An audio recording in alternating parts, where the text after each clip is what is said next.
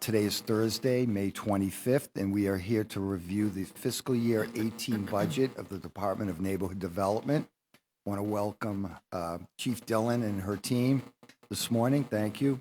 I'd like to remind folks that this is a public hearing that is both being broadcast and recorded on RCN Channel 82 and Comcast Channel 8.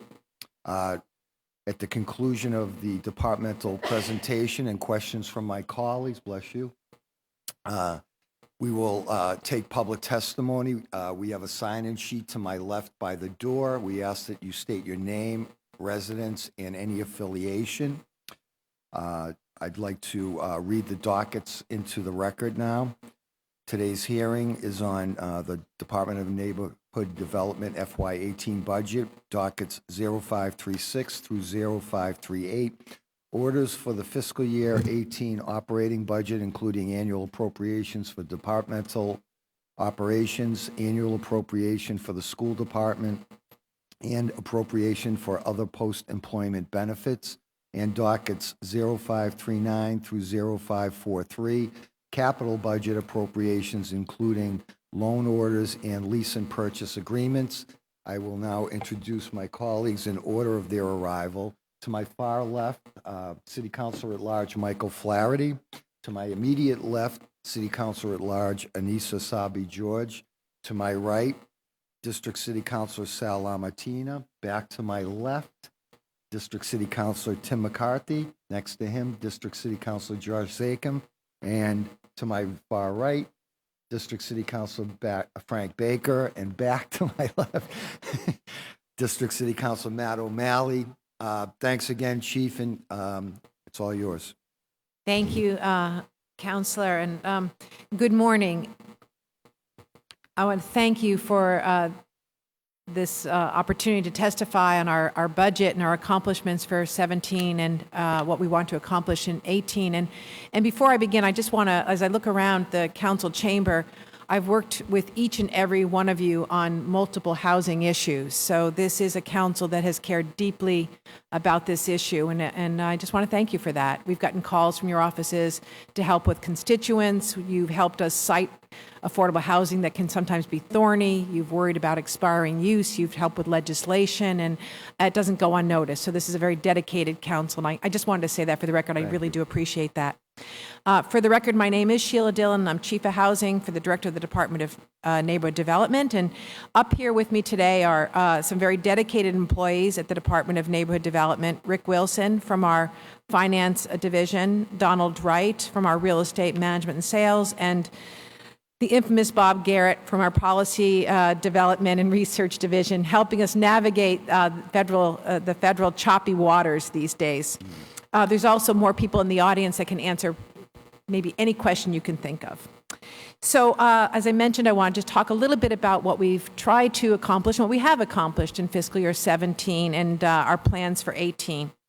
So probably most importantly, we are on track to meet the housing production goals of the Mayor's Housing Plan 2030. As you know, the plan calls for the creation of 53,000 new units of housing by the year 2030 to meet our population needs. And I'm happy to report that as of December 2016, almost 41,000 new units have been completed, are in construction, are in the development process. And this includes over 7,000 low and middle income units and thousands of construction jobs. To accommodate our growing student population, and I know that's of great interest to some of you, and ease pressure on our neighborhood housing supply, almost 3,600 dormitory beds have been completed and another 6,000 are in the pipeline. For folks that don't follow it as closely as we do, we have 36,000 undergraduates living in our neighborhoods. And so we really are putting some pressure, some friendly pressure on our colleges and universities to build more dorms to house their students. We've also made some great strides in the fight against homelessness. In 2015, the mayor released a plan to end veteran and chronic homelessness and reform the delivery of our services. And since releasing the plan, working very closely with the BHA and the Boston Public Health Commission, our nonprofit partners, we have housed just shy of 850 homeless vets. And we have housed 310 chronically homeless individuals. And these are individuals that have been living on the street or in shelter for a very long period of time.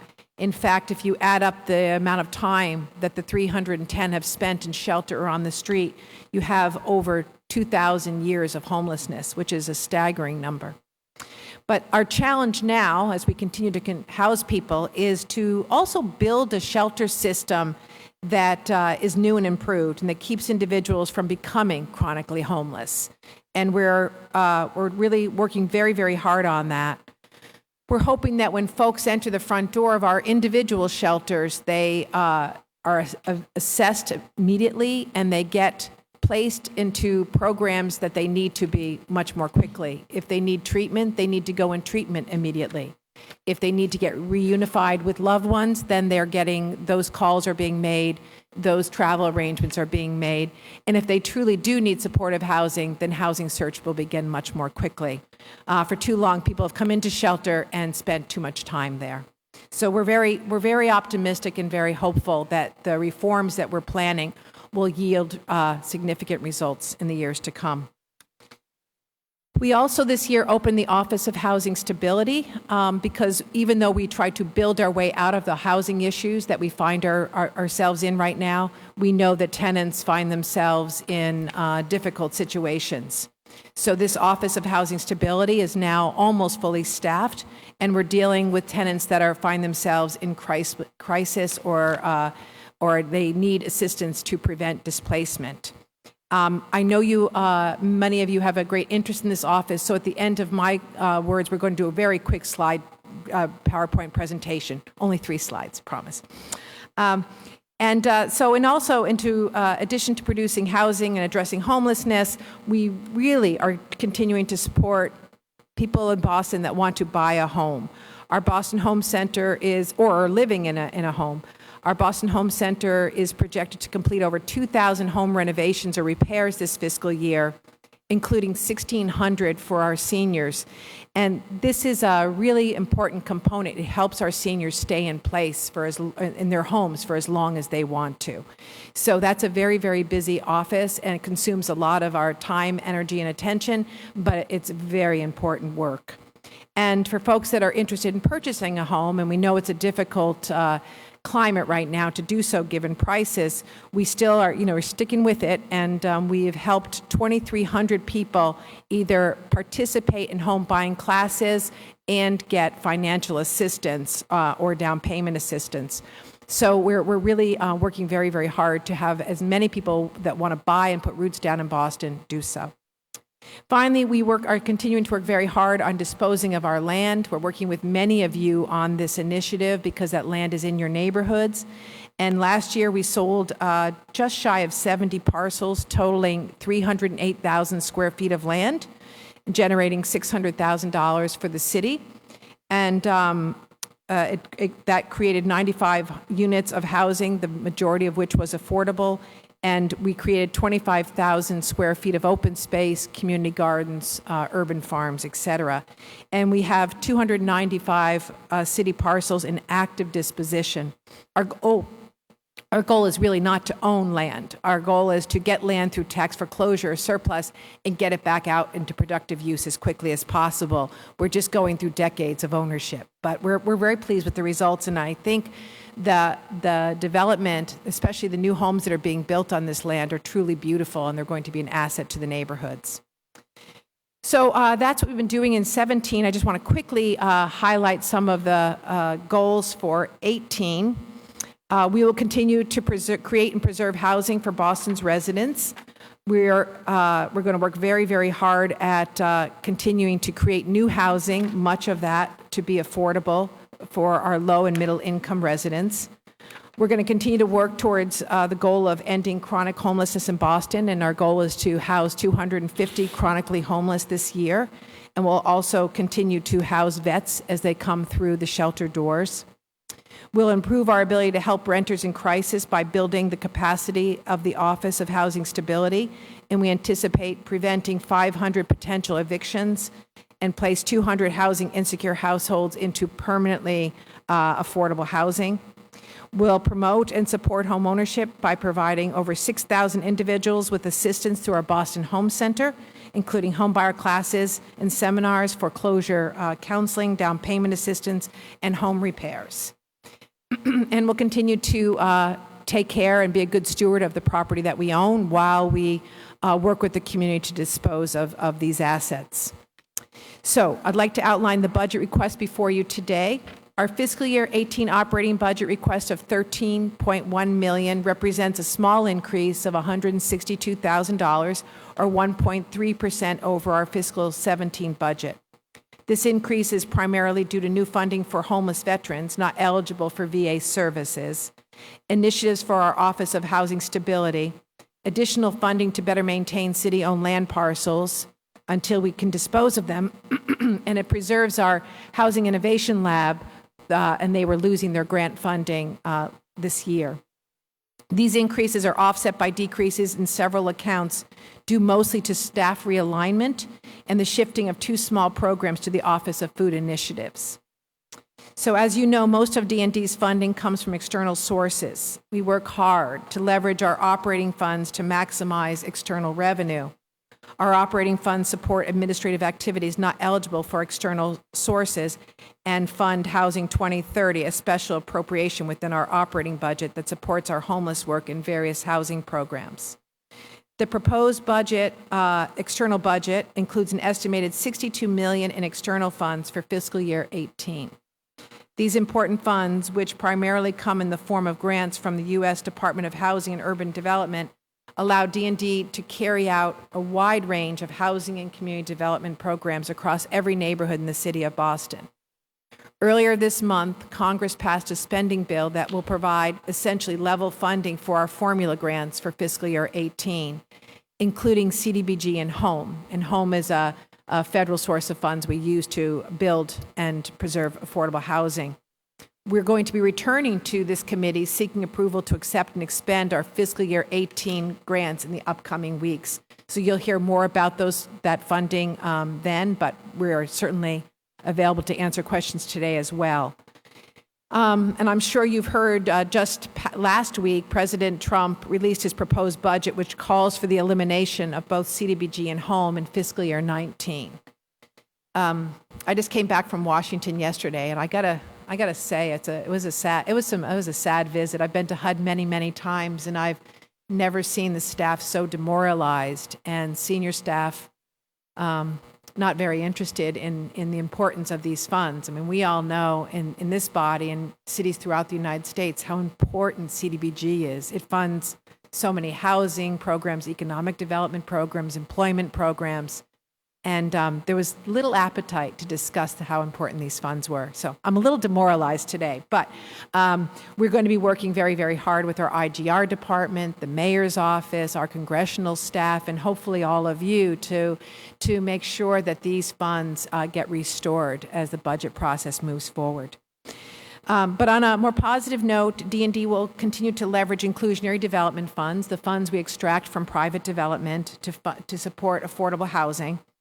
And I just want to note that since taking over management of these funds in fiscal year 15, D&D has committed or plans to commit over $86 million to affordable housing projects. So I think we've done a very good job at working with our development community, extracting resources from the private development community and putting those resources into affordable housing projects. I'd also like to mention that our efforts and our work with the city council, we've passed CPA, and we're very excited about that. And that will provide additional resources for affordable housing next year as well. We don't know how much money is going to be used for affordable housing. That will be worked out with you and the committee that will be overseeing CPA, but we're anticipating that we will have additional CPA funds for affordable housing. So we're going to fight like heck to keep our federal funding, and We're going to continue to extract and be good stewards of the inclusionary development and work with you all on CPA. So we'll continue to do affordable housing in the city. It's an important priority, but the job has gotten harder. So as promised, I just want to go over the Office of Housing Stability and where we are, if I could, and this will only take a minute. So the Office of Housing Stability, if you stop by the 9th floor, you'll see people very, very engaged and very busy.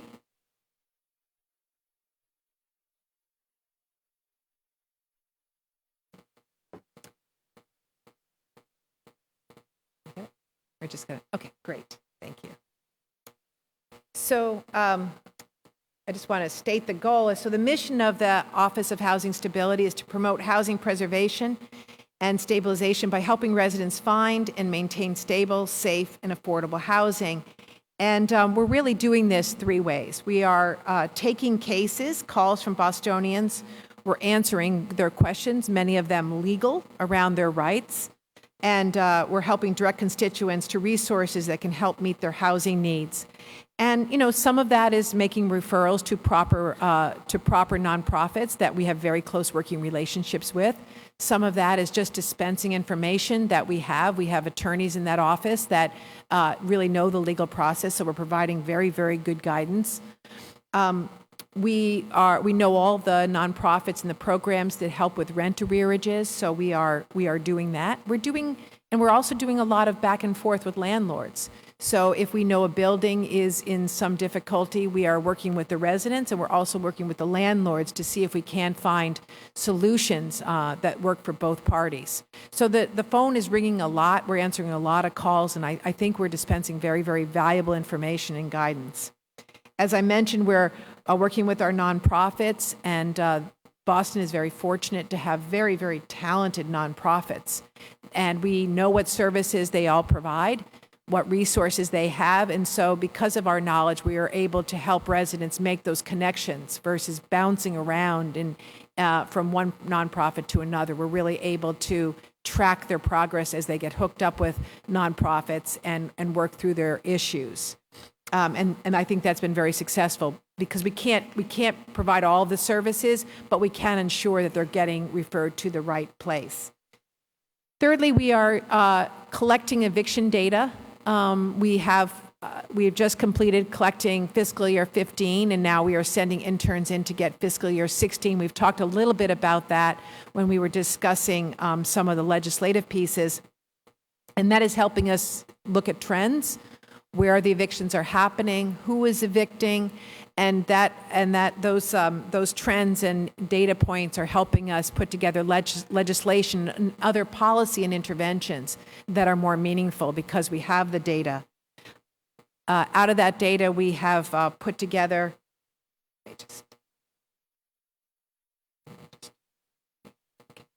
Here, maybe I'll go back and do a little bit of, maybe give you a little more detail, sorry. So I talked about the housing-related cases. In 2017, Office of Housing Stability has triaged over 1,400 cases related to housing instability, which I think is really important. Now, let me go to say that we have launched new policies and programs. So we have put forth, and you're working with many of you on Mayor Walsh's anti-displacement legislative package, and I'll go over that legislative package in a minute. We've launched the Landlord Guarantee Pilot Program, and this is a program where the tenants may have had some issues in the past. They may not be the tenants that every landlord is dying to take. They may have credit scores or a choppy rental history, but this is providing guarantee to the landlords that the rent will be maintained. There'll be someone to answer the phone if there's issues, et cetera. We've also improved the Metro List, which was an underutilized asset in the city of Boston. This is by all of the owners of affordable housing, if they're funded by the city of Boston, needs to put their listings on Metro List.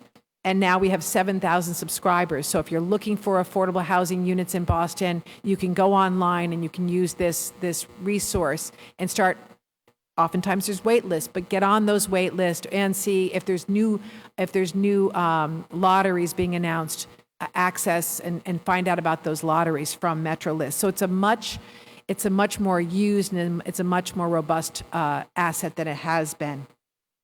And we are working to publish guidelines on affordable housing search and the eviction process. Those are underway.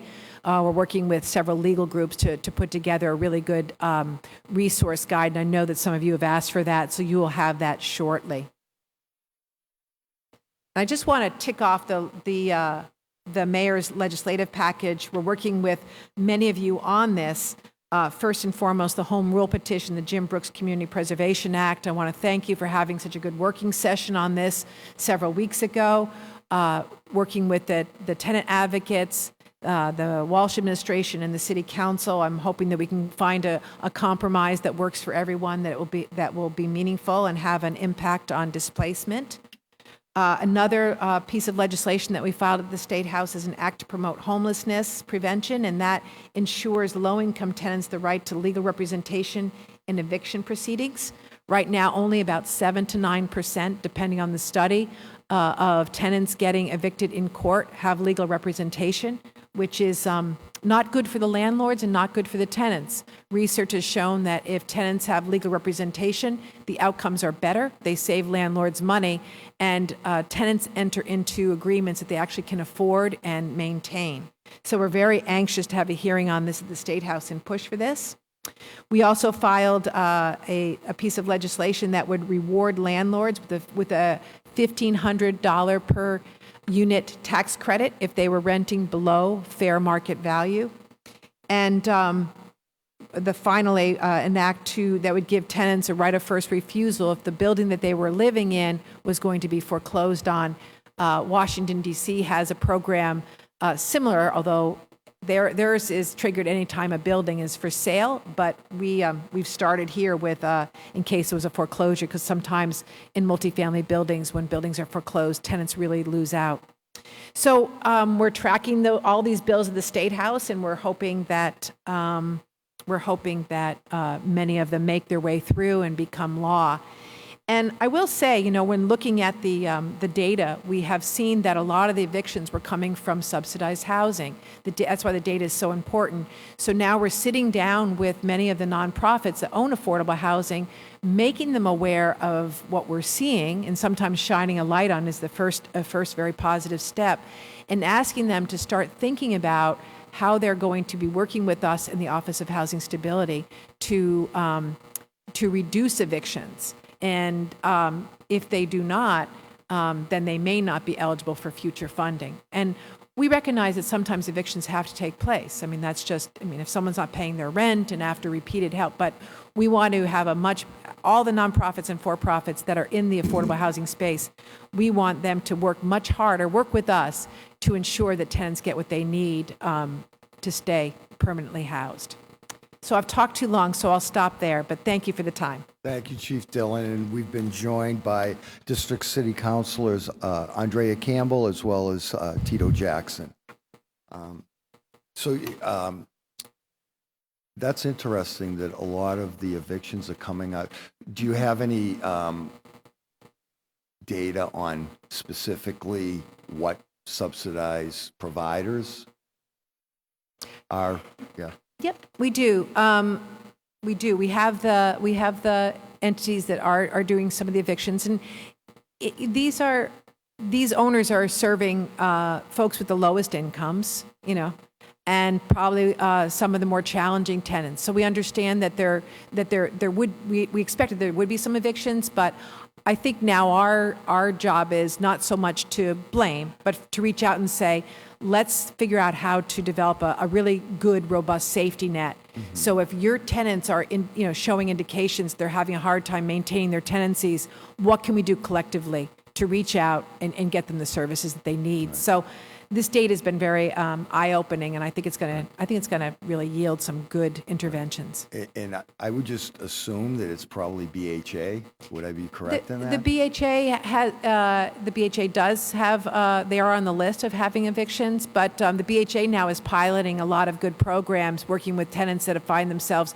repeatedly not paying their rent or showing other signs of sometimes disruptive behavior. And they're working with Home Start and other nonprofits too. So we're very interested to see how those pilot programs, how they work. Right. And I think the reason for it is important. I mean, if it's not paying rent, we should try to see what the circumstances are with those individuals and or families. But some cases, BHA evicts for public safety reasons, right? Yeah. I'd be curious to see how that breaks down Okay. in those numbers too. Right. And the Boston Housing Authority, they've been great. I mean, they've been really interested in this topic, and it also costs to evict. It's the court's expensive, the turnover is expensive, so it's not cost effective. I mean, no one wants to evict. I've never met anyone who wants to evict, but it really is very costly too. So I think if we can find a solution in Boston, it will benefit everyone. And I'm not meaning to pick on the BHA. I think they do a great job. They do. I mean, they actually house a lot of the lower income folks in the city of Boston, and that's why I assume that they're probably the higher evictors. Right. They're not the highest. They're not the highest. No. Is there a private landlord that is? I think it's across the board. There's a lot of the management companies, but we want to get in the data and see, is it happening in particular buildings? Is it happening in particular neighborhoods more? So we're interested in just diving into the data and then reaching out to the folks that we're seeing the most evictions. Right. And I think that's important to be data driven, because we know in across other departments, if you just cast such a wide net, you're really being inefficient and not zeroing in on the problem. And I'm thinking when we try to enforce no more than 4 students, and we just kind of went out knocking on doors.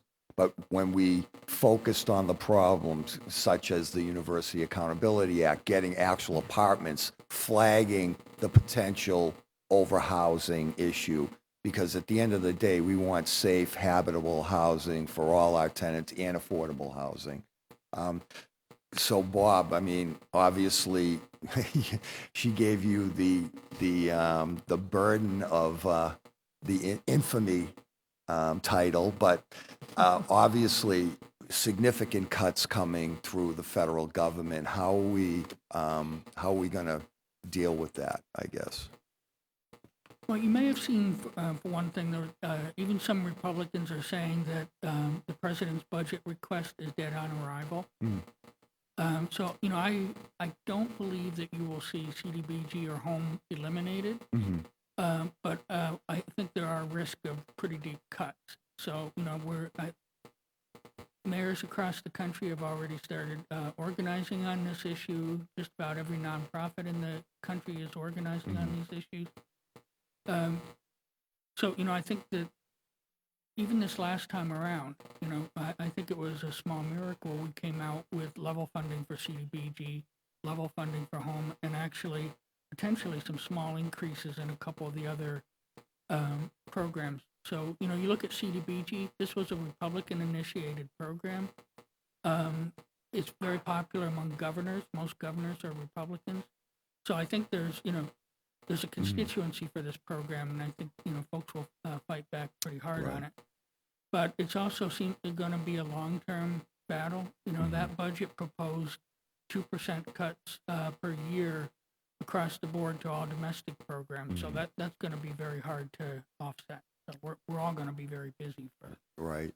And you mentioned CPA, which we start collecting in July, that will hopefully address some of the shortcomings, if there are any, hopefully not.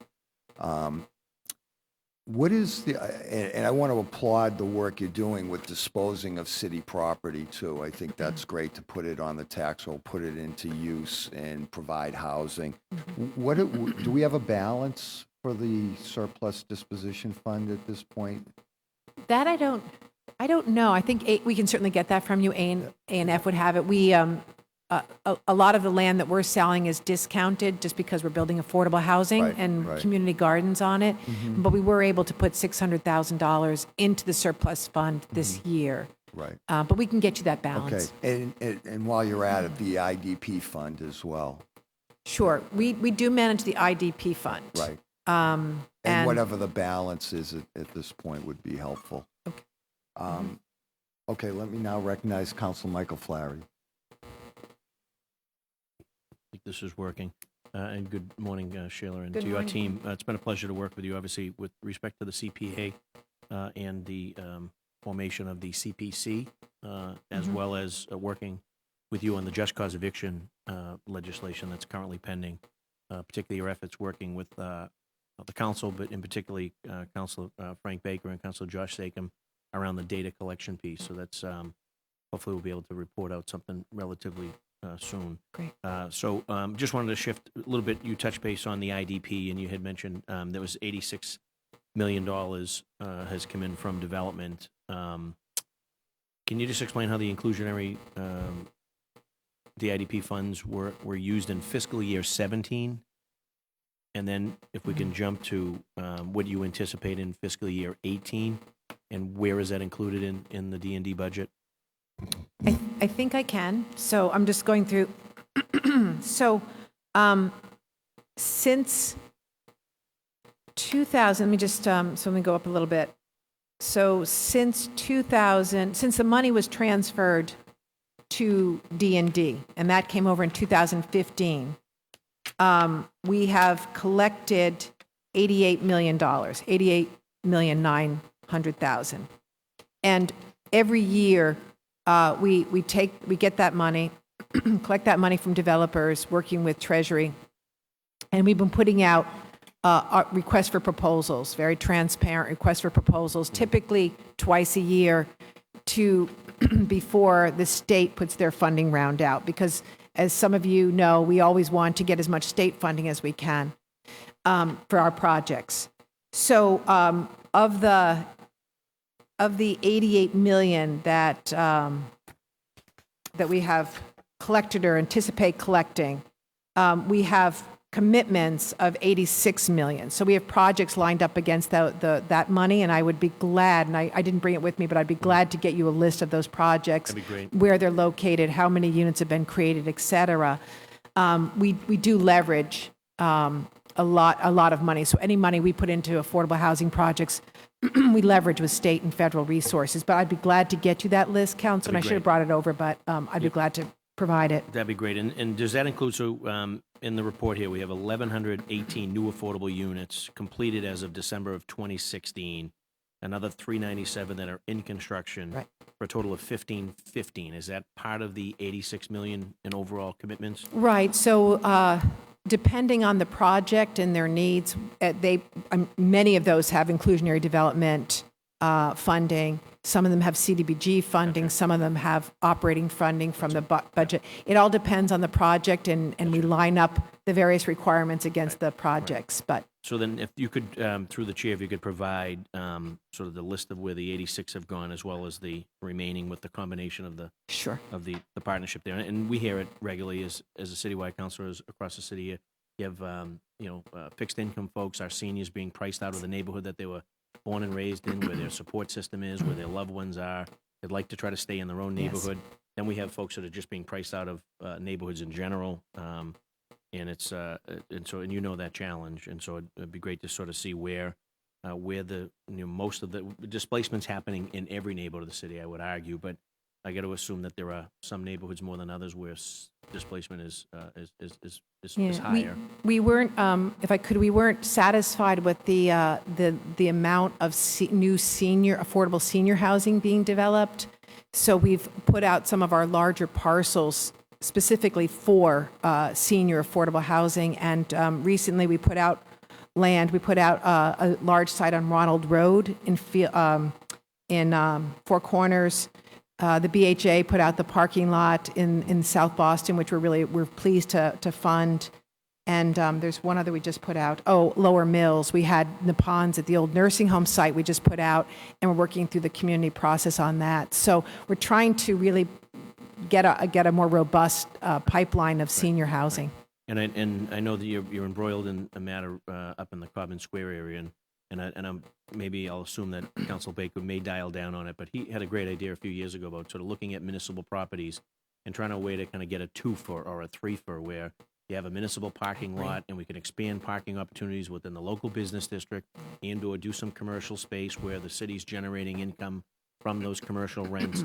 And then on top of that, have some senior housing, some veteran housing, have some affordable housing. So it's all great stuff. I'd really like to start to see, and maybe Codman may be an opportunity to sort of roll something out like that. I look at, in my neighborhood, like the South Boston Branch Library, that is in need of significant repairs, but it has a small municipal lot next to it. Could we expand that municipal lot to help those local businesses? Could we have some type of commercial component? And then, as you know, how spacious it is behind the building, there may be opportunity to put some much-needed affordable and senior housing there. So that's an idea that Councilor Baker had brought forth a couple budget cycles ago, and I think there may be an opportunity for D&D to really sort of zone in and take It's a advantage great of it. idea, and I know that other departments in the city are working on it. And I think there's a fellow here from one of the design school, the architectural schools, that are taking that up as a topic and doing some analysis. So you're right. As we run out of developable space, Right. it's a great idea. Right, we're becoming a land poor city. We are. So thank you. I appreciate your efforts and look forward to working with you, Bob, and the rest of your team. And thank you, Mr. Chairman. Thank you. Thank you. Councilor Sabi George. Thank you, Chairman. Thank you, Sheila and all, for being here today. I just have a couple of questions about the presentation on the Office of Housing Stability. Sure. What is the total budget of that office?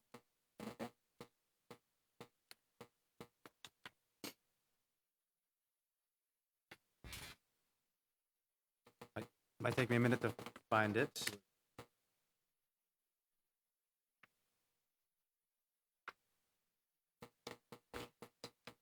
No, actually, I apologize, councilors. I don't think I have that broken out right in front of me.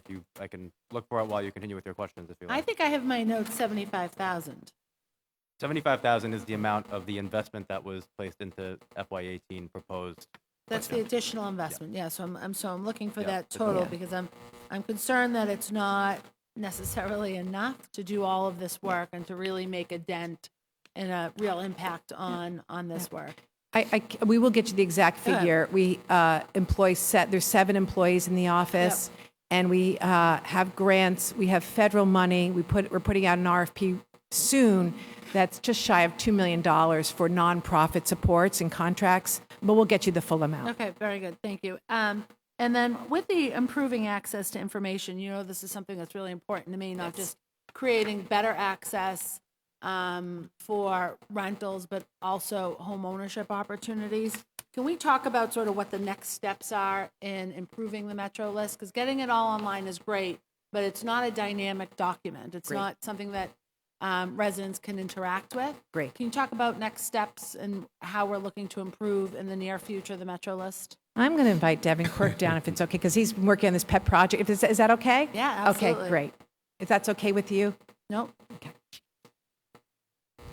We anticipated that you might ask that, No doubt. but we're glad of your interest in it. It's a good project. Thank you for the great question, Ken. Squeeze over my Donald. Did he just fall down? I almost fell out of my chair. I'm just so eager to answer the councilor's question. I'm falling out of my chair to answer the question. I'm Devin Quirk. I'm the Director of Operations at the Department of Neighborhood Development. The councilor asked about the improvements to Metro List. It's certainly one of the very first things we took on at the Office of Housing Stability, thinking about how can we improve the access to information about what currently available affordable housing units exist in the city. So Metro List previously was managed by Fair Housing. It was a PDF that went out on a regular basis, once a month, twice a month, saying these are the lotteries you can apply to. We have taken that online, so it's now a searchable database, and you can get regular alerts that are not in PDF form. We've also listed all existing affordable housing opportunities that are maybe not vacant, but you can call the property owner and find out a little bit more information about when a vacancy might be available. If you're interested in a particular neighborhood and you want to know what affordable units are in your neighborhood, you can do that research yourself. We're also working on a common application form so that when new listings are new affordable housing units are built in the city, you can go to this common form and fill it out once and bring it to multiple developers. Great. And as you all know, that we've called for a hearing order to have a better understanding of accessing affordable units, both rental and home ownership opportunities. And, I'm excited to get to that point when we're sort of done with this budget process. But sort of as a preview question to that, to I think really set the stage for the dialogue that I hope will happen during that hearing, is can we just to have a little bit of a conversation about the investment that's needed, both financial investment that's needed, but also the human capital investment. What's the energy that we're going to need to get from not dynamic document to an interactive process for the residents to access housing across the city? I think one thing that's worth noting is that some other cities have taken on this effort to have not just a common intake form, but a common application portal where you can fill out your application once and as new opportunities become available, be automatically entered into those lotteries. It's something that we have a graduate student fellow coming this summer to explore further, both the implementation of what we're currently working on and then pricing out exactly what it would take to achieve that vision. I think one open question for the council and for the administration is, how expensive is that? And if it is very expensive, if it is a $3 million IT project, do we want to put $3 million into improving housing access that might create longer lotteries, or do we want to put $3 million into improving the housing pipeline? It's an important trade-off conversation that I think we look forward to having. Yeah, and I think the part of that conversation is, if that initial investment is large up front, does it create better access Yes, on the long absolutely. haul? Because we see every day with all of these new units coming online that more and more of the residents in our neighborhoods are not able to access that growth. Yeah. So how do we create that opportunity? So I appreciate you coming down and thank you for entertaining those questions. I'll save the rest for next round. Thank you. Councilor Martina. Good morning, Chief. Good morning. Great to see you and your staff. So a program that I'm really interested in is the Acquisition Opportunity Program, the AOT, Yep. AOP. Can you just give us an update where we are in that? Sure. So the AOP is $7.5 million that we put into our budget last year. And we're working with mostly nonprofits, but it's open to anyone who wants to buy occupied properties that and take them out of the speculative market. And we don't want people buying empty properties. We want our development partners to buy occupied properties, and then keep the existing tenants in place. And if there is vacancies, and then rent the other apartments. And it's a compared to our other programs, it's a fairly shallow subsidy. It's up to $75,000 a unit. So it really relies on a developer being able to get some good private debt, a good first mortgage. It's been successful. It has a few challenges. So in East Boston, it's working well. We've got NOAA and the East Boston CDC both buying, NOAA buying more, and they've really just jumped in and they're buying. And these are small properties that a lot of people aren't interested in owning, which is great. And they're doing a wonderful job. It's proving to be a bit more difficult to use in areas like JP or South Boston, where the triple deckers now are not $5 or $550, they're now $1 million. And so there's some discussion about, do we increase the per unit, and we're looking at that. So I'd say it's very successful in some parts of the city. In other parts of the city, the numbers aren't working because the acquisitions are just too expensive. So how much money do we have in this program? We had $7.5 million last year. And will there be more money in this budget? No, we're not. Yeah, we didn't increase the amount in the AOP program, but there is an uncommitted balance that is still available to commit in the And FY what is 18. that balance? I think it's around It's $2 million. it's about $2 million. Yep. So if it's a successful program, why is it not being funded this year? For next year's budget? Well, we still have $2 million left in the budget from last year that we can use. And I think the idea was, when that's expended, we'd evaluate it, make tweaks, and then if there's resources available, we can extend it. I like the program very much. I've been saying this for a long time. I wish we bought more 3-deckers for a while. And so either CDC or NOAA they will own these 3 families. I agree. And we'll be glad to take a look at that. And if it's okay with you, since you do have an interest, why don't we, after that we spend the $2 million, which is probably going to be in the very near future, get a report out to the city council, letting you know what it accomplished, and maybe have a dialogue about potential funding for fiscal year 17. I too like the program. 18. Fiscal year 18. So another issue, Commissioner, as you know, unfortunately, there has been a lot of fires in our neighborhood, Yeah. and I have worked with you and your staff, particularly in East Boston where we had a lot of fires. So can you tell me some of the things that, how we're assisting these tenants? Sure. So after every fire, we've got a pretty good process, very good process now with the fire department. So after a fire, and not the night of typically, because it's very chaotic time, people just need to know that they're safe, calm down. The Red Cross is on site. The Red Cross provides resources to put the households up if they don't have family in which to go.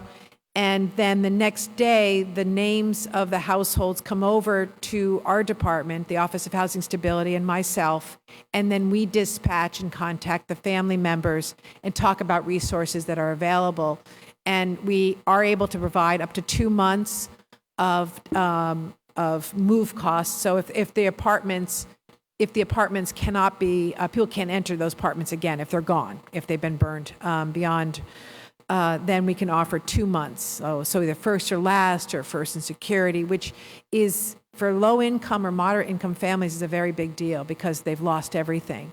And then we often help with housing search as well. It's certainly easier if a family, we're come across someone who has a mobile Section 8 or a Section 8, but that isn't always the case. So regardless, we're helping with housing search if they haven't been able to find their own way. Oftentimes, though, it's just the money they need, and through their known networks, they're finding new places to live. But at all times, they don't feel like they're alone. They know there's someone they can call. Thank you. I was just looking at this tenants' rights and responsibilities, and I don't know if we have one of these in the city of Boston. We are revising it. I don't know the date on that, but we are right now in the process of revising that document. So something that I hope that you will put in yours is renter's insurance. Because when I have a fire in East Boston, because there are poorer people that live in East Boston, they don't have renter's insurance. When I have a fire in Charlestown, there are more folks with more money and more education. They all have renter's insurance. So that's something that I hope that we get the message out there to folks that they should have renter's insurance. It's a very, very good idea. We should even do a PSA campaign on it. It's so important. It's not much money, and it just makes all the difference in the world. So I wish you would Okay, add that. we will certainly incorporate it in the new guide, but we should also be thinking about even doing more than that. Thank you. You want to add? Well, I just wanted, since we're on this topic, we should also have several languages that would Yes. say, for tenants' rights, Right. call some number, because that's one thing on this that isn't Right. public. Yeah, that's actually the $75,000 that the councilor mentioned earlier. One of the items actually to be funded by that $75,000 is to do a tenant orientation guide that includes information about renters insurance and to have it translated into different Right. languages. So another issue I'm really concerned about is homelessness. Yeah. So how much money, so you said we found 850 homeless vets. And we have a couple of shelters that we're running.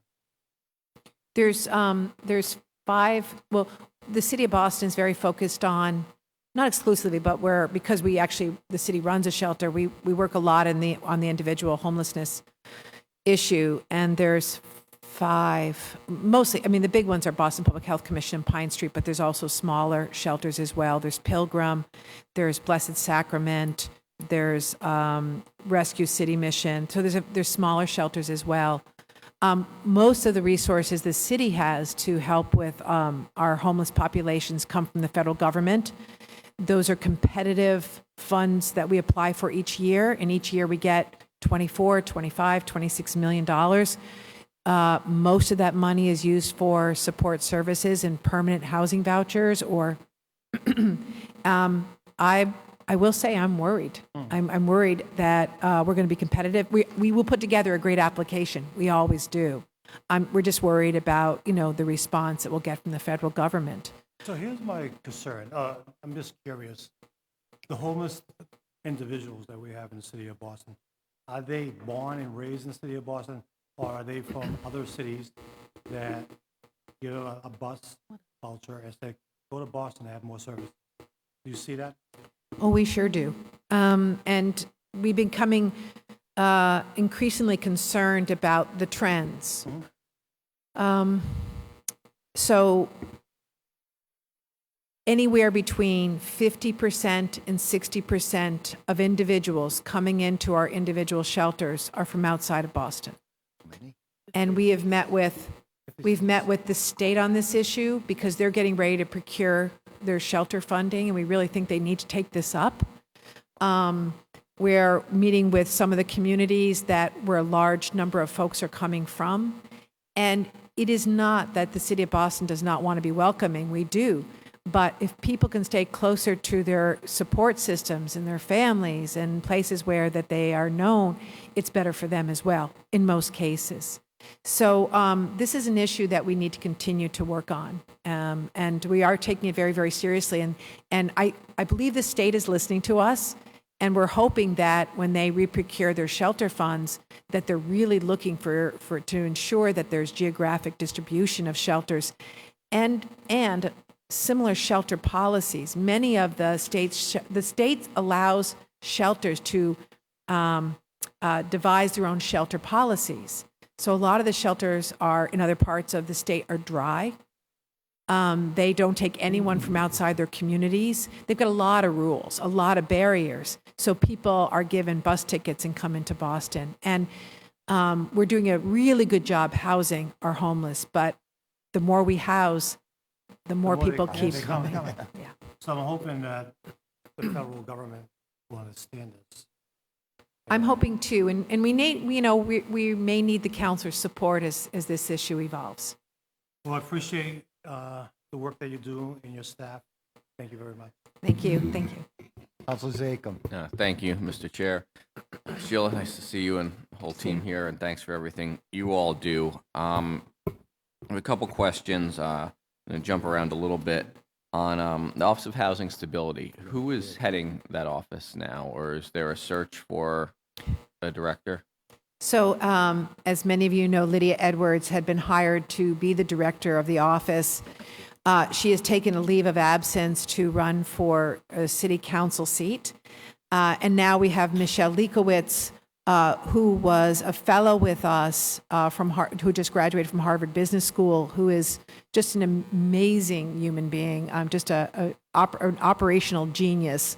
And she has come on and is really just taking the reins and is doing a lot of good work and making sure the RFPs go out and all the calls get answered, et cetera. So I feel like we haven't missed a beat, but her name is Michelle Leikowitz. Great, thank you. Yeah, because I don't know, what was it, a year maybe that the office? 9 months. 9 months. So I just want to make sure, obviously, as my colleagues have already talked about how important this is. I mean, my office calls this Office of Housing Stability fairly regularly for constituents. So it's good to know that there's a smooth transition there. I've already touched on federal cuts, which, even in good years, we were, I think, lucky to come out at level funding a lot of the time. How do you feel with the CPA money coming in, with our linkage, with our inclusionary development funding, that we're going to be able to make up? Are we going to have more money? I mean, I know when we first started talking about CPA, and I know it's not all for housing, obviously, but I think a big segment of it will be in Boston. We were, talking about interesting things we might be able to do with some of this new funding. How do you see that playing out at this point? I am very concerned. I'm very concerned. I agree with Bob Garrett that CDBG, it would be very hard, I think, given the popularity of CDBG, for it to zero it out.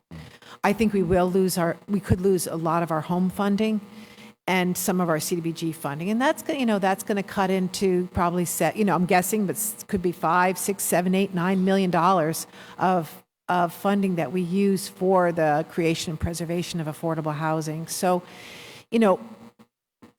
CPA and inclusionary development and the city operating we get is all, additional money, and we want to keep it additional. We don't want to start having to replace what we get from the federal government. So discouraging. No, because I know in our initial conversations now over a year ago about a city-funded voucher program, we were talking about if CPA passed, that could be a potential revenue source. I think while we need to continue fighting, and I know our representatives in Congress and the Senate are doing what they can in a very hostile climate in Washington, if anything, we're going to have more need. And I think obviously the rental rates in Boston are, so out of whack with the rest of or most of the rest of the country that they're, having that local control of what the vouchers can do and having additional resources, they are very important. I would like to see a pilot program for that in this budget, which we've been pushing for. I think it's incredibly important for the city to have that. I mean, to take a stand and say on many things that Boston has done, not just around housing, but around not all, but quite a few of the hostile attacks from the White House in the last, can't believe it's only been 6 months, but the city has been standing up and reasserting our values, and I think legislating where we can in this body and in cooperation with the mayor. But also, there are going to be cuts, and I understand the need to maintain what we have, but having such a real estate boom in Boston that provides us with resources while at the same time squeezing people who need them the most, I think it's really important that we continue looking at this. So I would hope that as we continue in this process, and perhaps as we're talking about what the CPA, I know we're still working on Councilor Flaherty's gone, but Councilor Campbell is here, on what the CPA committee is going to look like and how we're going to enact that. I think that's really important if that's still a resource we can use for at least a pilot program for these city vouchers. Thank you. And then on, I have two very specific questions. You and I have been talking about the Amy Lowell House, which is in my district, which is about 160 units right now of, I think it's about 80% of low-income housing. There are some concerns with the residents there about expiring use. It sounds like we've got some good lead time. It looks like 2029. 2029, yeah. At the earliest. We've done a lot, I think, in the city, and your department in particular, obviously, on preserving expiring use. We were able to do it in my district in Fenway at Burbank Garden Apartments just recently. Yeah. This is a much larger building, and I understand it's 12 years away. It seems like a lot when we're here talking about a budget, it's not. right, in 2 weeks, but that's people who are living there now very much intend to be there in 12 years and 15 years. So what is there available and what can we do right now? And I'm sure it's not the only building in this sort of situation. I'm sure many are facing a much more imminent expiring use. What is available to us? So I'm glad you raised preservation and expiring use. It's really probably a third of our time anyways is spent on tracking every affordable unit in the city of Boston and knowing who the owners are, when the date is, although that was a little tricky because I had an LDA, and what we usually are looking 5 years out, not 12 years out. But it's hard, and we do preserve most. We get to, by hook or by crook, we get to the owner, we work out a deal, we pay off investors, but every preservation deal, almost without exception, comes at an expense. So while we're trying to build new affordable housing, we're also trying to keep what we have. And the Amy Lowell House, it's located downtown. As you know, it's full of seniors and people that have lived there for a long time. So it's a critical one. So we just have to keep at it. I will say since, I think 1999 or the year 2000, anytime the city of Boston puts any resources into a project, with one, I can think of one exception, we require affordability and perpetuity, knowing that we never want to do this again. But the deals that were put together 30, 40 years ago had 30, 40-year lives, affordability lives, and those were all coming due. It probably seemed like, an eternity away, but it was not. So I really appreciate, because sometimes I was just working with Councilor LaMattina on a property in the North End that was losing its affordability. Having the local electeds get involved is often very, very helpful. So you've all been very great and have risen to the occasion when necessary to put some pressure on the owners. So from a financial standpoint, is there, I mean, obviously the Neighborhood Housing Trust does this sometimes. There's inclusionary development fund money would be available for preservation, CPA money potentially available for preservation. So I guess my question is, what are we doing sort of long term? You know, like you said, if we since 2000 we've been doing this, that means though around the same time as Amy Lowell, we've been ensuring perpetuity. That means that there are a lot of buildings like Amy Lowell that will be coming up in 2030. Does it make sense, or is the number just too vast to start trying to put away a little bit of money to prepare for this? You know, we are in boom times. There's certainly a need for creation of more housing. So I hesitate to even suggest this because it could be shortchanging the creation, but to start whether, you know, in a fund that could also include private support, some of the housing creation money, preservation money we have to start putting aside and say, we know, and you know better than I, but, you know, in 2029, 2030, 2031, we're going to have, I don't know how many, I mean, 130, 40 units just at Amy Lowell. There's going to be thousands in the city. Does that make sense? No, it's a very good idea, and I'll take you up on that. And we will get over the list of all of the affordable housing projects that are coming due. Usually we look, like I said, 5 years out, not 12, but let's look out a bit, especially for your districts. Our biggest issue right now in the city of Boston with preservation is the 13A developments that were state funded, not federally funded, and they are in very desirable locations downtown, and they are coming due. So in our this year's budget, next year's budget, the budget after that, we have put away a lot of resources for their preservation, but working with the state, and the state's been very good about picking up the majority of the tab. So we have been planning for the 13As with the state, but I would be glad to do that exercise and get back to you and just show you. Thank you. Okay. No, I think to be proactive. I mean, listen, I'll be quite honest. Probably not many of us are going to probably all be around this table in 12 years, but the people who live in those homes certainly intend to. And I just have one more, Mr. Chairman, jumping back to the Office of Housing Stability. This landlord guarantee pilot program. Can you explain that a little further? It sounds like it goes beyond just a rent guarantee, that sort of thing. What So does it mean? it's working with both some families and some individuals. I think it's up to 60. I'm looking at Elizabeth Doyle. I think it was 60 that we were targeting. So we were looking at 60, I think as a pilot, households that had difficult rental histories.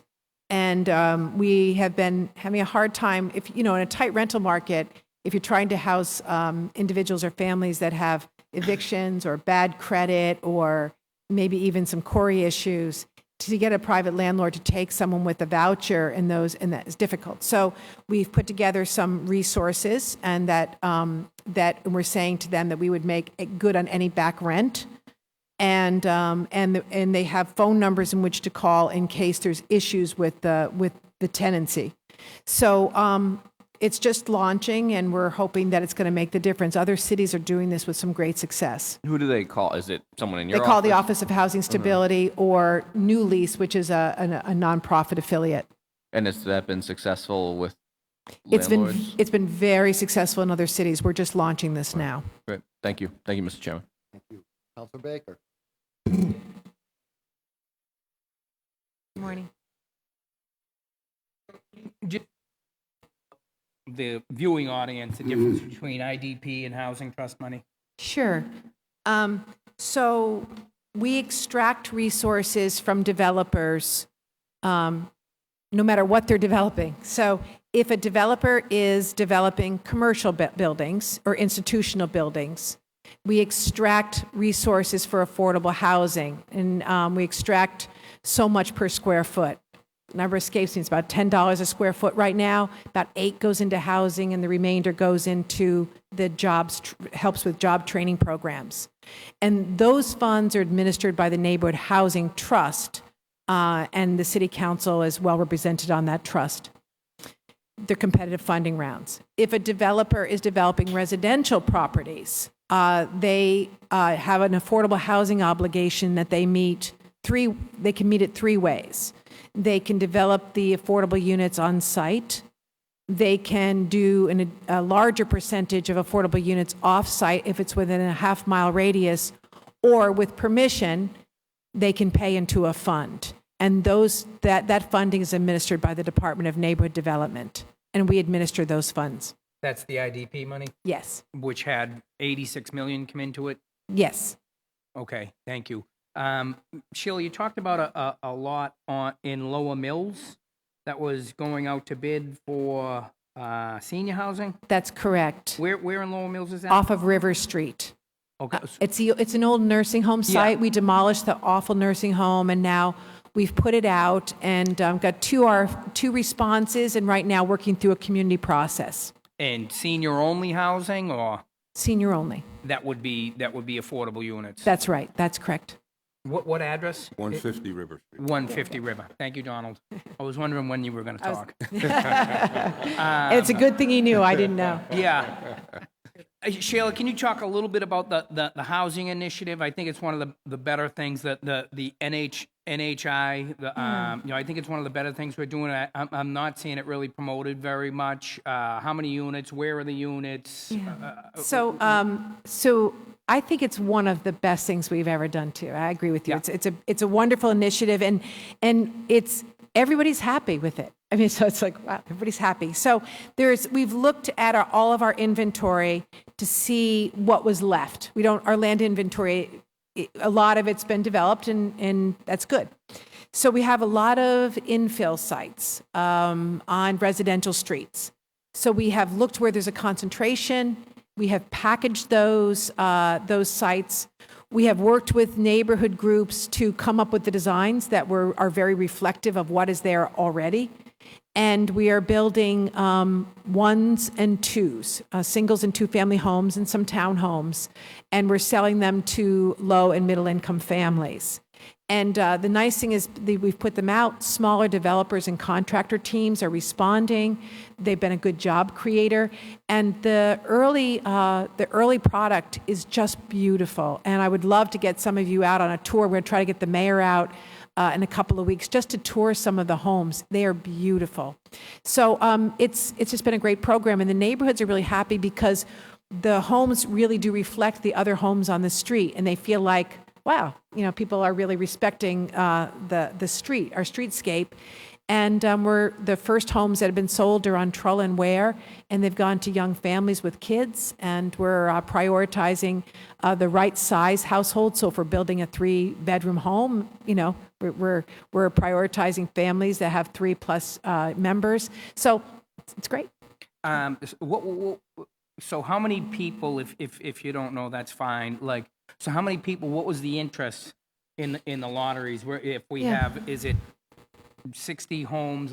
How many people put into the lotteries? The lotteries have not been as large as our rental lotteries, where there's thousands. Yeah. There's so I'm trying to think. There's probably been, and I'm doing this from memory, but I'll get you the exact numbers. There's probably 5 or 6 applications for every home available, but I could be wrong. But what we have noticed is that as more and more people are aware of the units, the interest is really growing. Right. So the first few, I think it was, people didn't quite know what they were. They're so beautiful. Are they affordable? Although we're doing a lot of promotion. We're advertising in local papers.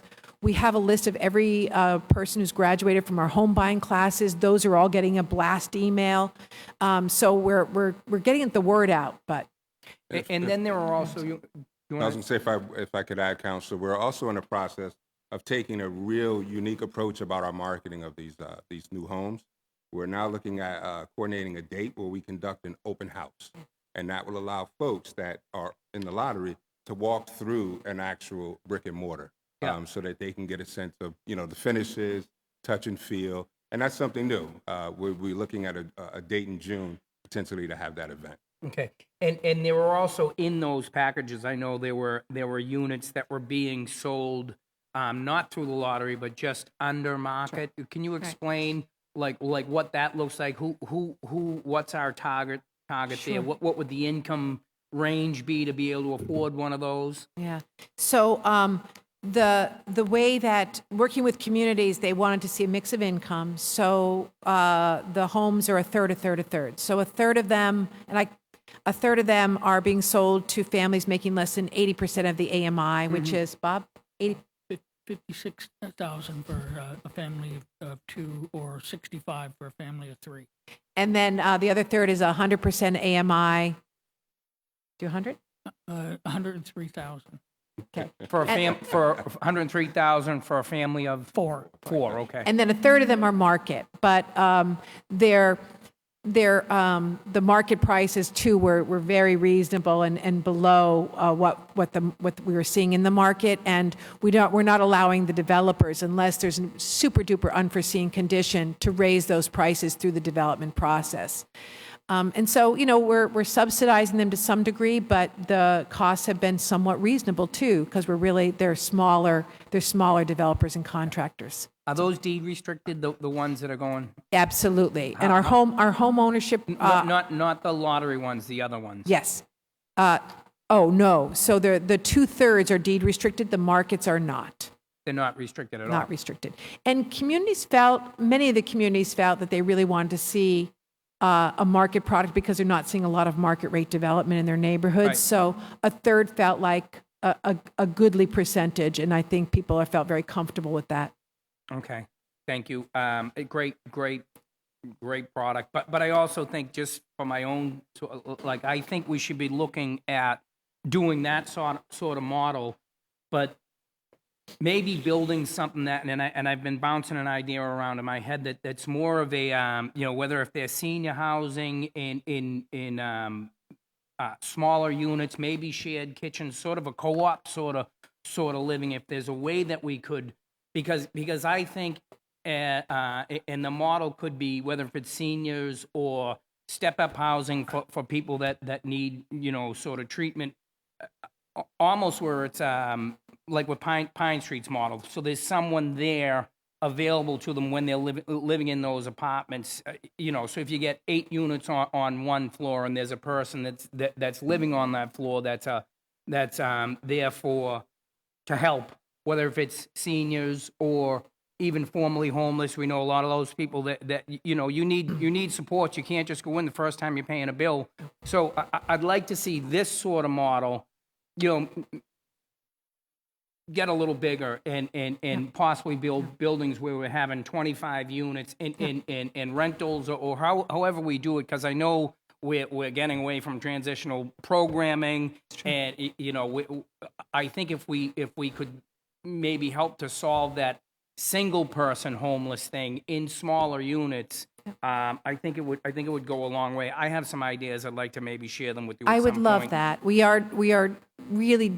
do recognize that if we're going to meet our individual goals, we do need to create more permanent housing for homeless individuals with support services. Yeah. And a lot of the services now are mobile, but we know that if we're going to be successful, we need them on site. So, But I also think that model could work for senior housing, for step-up housing, for homeless housing, and it's in the design of the building. I toured some stuff in Seattle that was shared kitchens, so a smaller unit with its own bathroom, but a shared kitchen. And there's also on the corner of Columbia Road and East Cottage, the church that built there. They have some fabulous units there, shared kitchens. The old Oldsmobile dealership, Mass Ave, and East Cottage Street, or West Cottage Street, up at Columbia Road there. Okay. I'll show it to you. I would love that. Thank you. Just so we can start thinking a little more aggressively about building our own things. And I also think the money and I know we like to try and help as many as we possibly can, but I think if we concentrated the money, the IDP money, the housing trust money, if we were taking real pots of money and helping to build those things, that now the city is building actual units instead of relying on, a developer to put a certain amount of units within one building. I think we should be looking at spending that money differently. Again, I have some ideas, but I'm not in charge, so Sure. I can't. I look forward to hearing your ideas. Yeah. I mean, I think about it all the time, and I just think, $1 million going into a $300 million project, that million just gets lost. Where if we took 5, 6, 7 million and could build our own buildings that were 25 or 30 units, micro units, and they were all our units, I think we could we could do some good. Okay. And use that model as, whether it's, again, I'll say it again, whether if it's senior housing, step-up housing, or formerly homeless, like the Pine Street model. Are you kicking me out, are you? Yeah, I am. Oh, man, Next okay. round.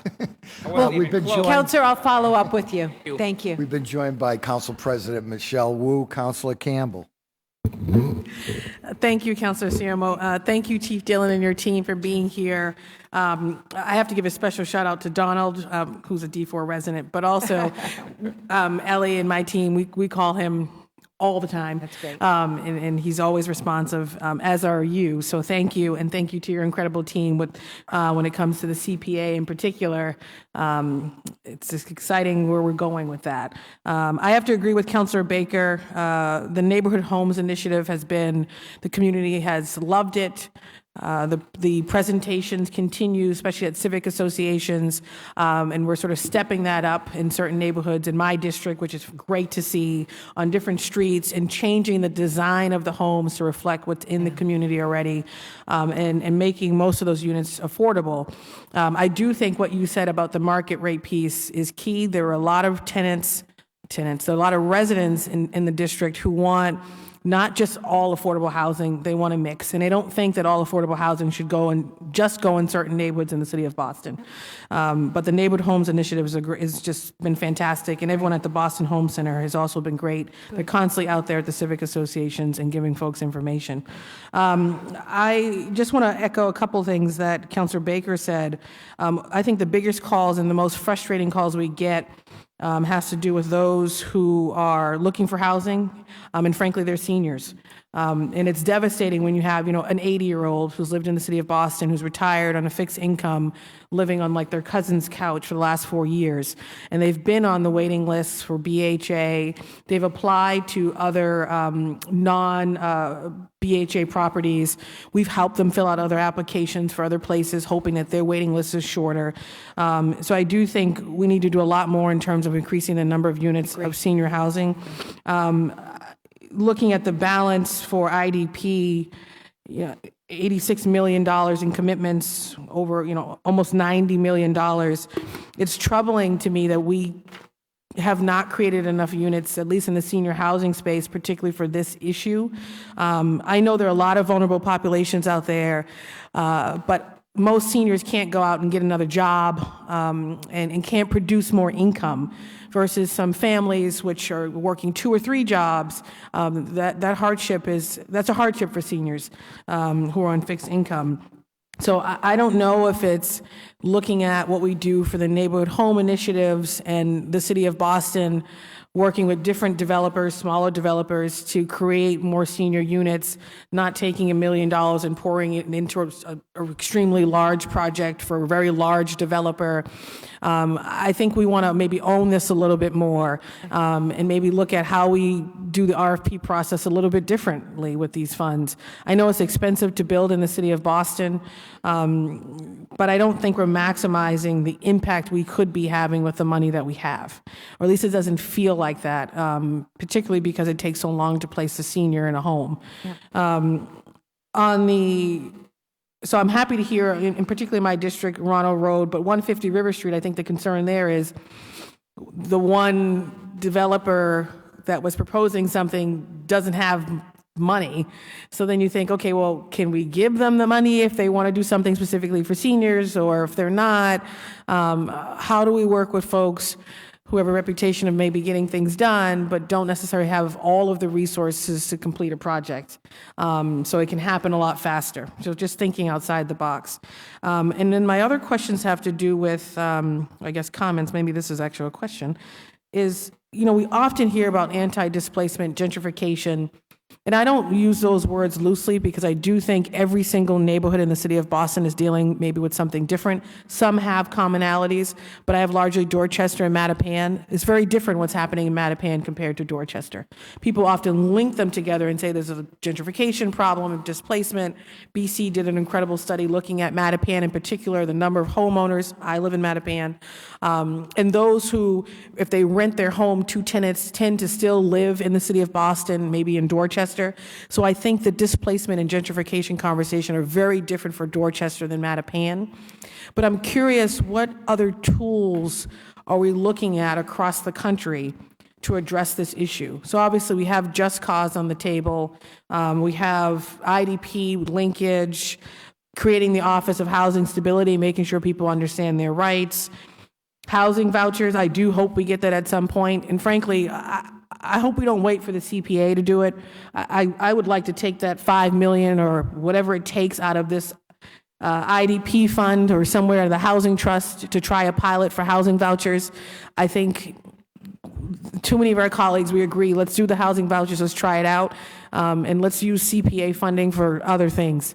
So that's just my thought. When I heard almost 90 million, I thought housing vouchers should get a piece of that.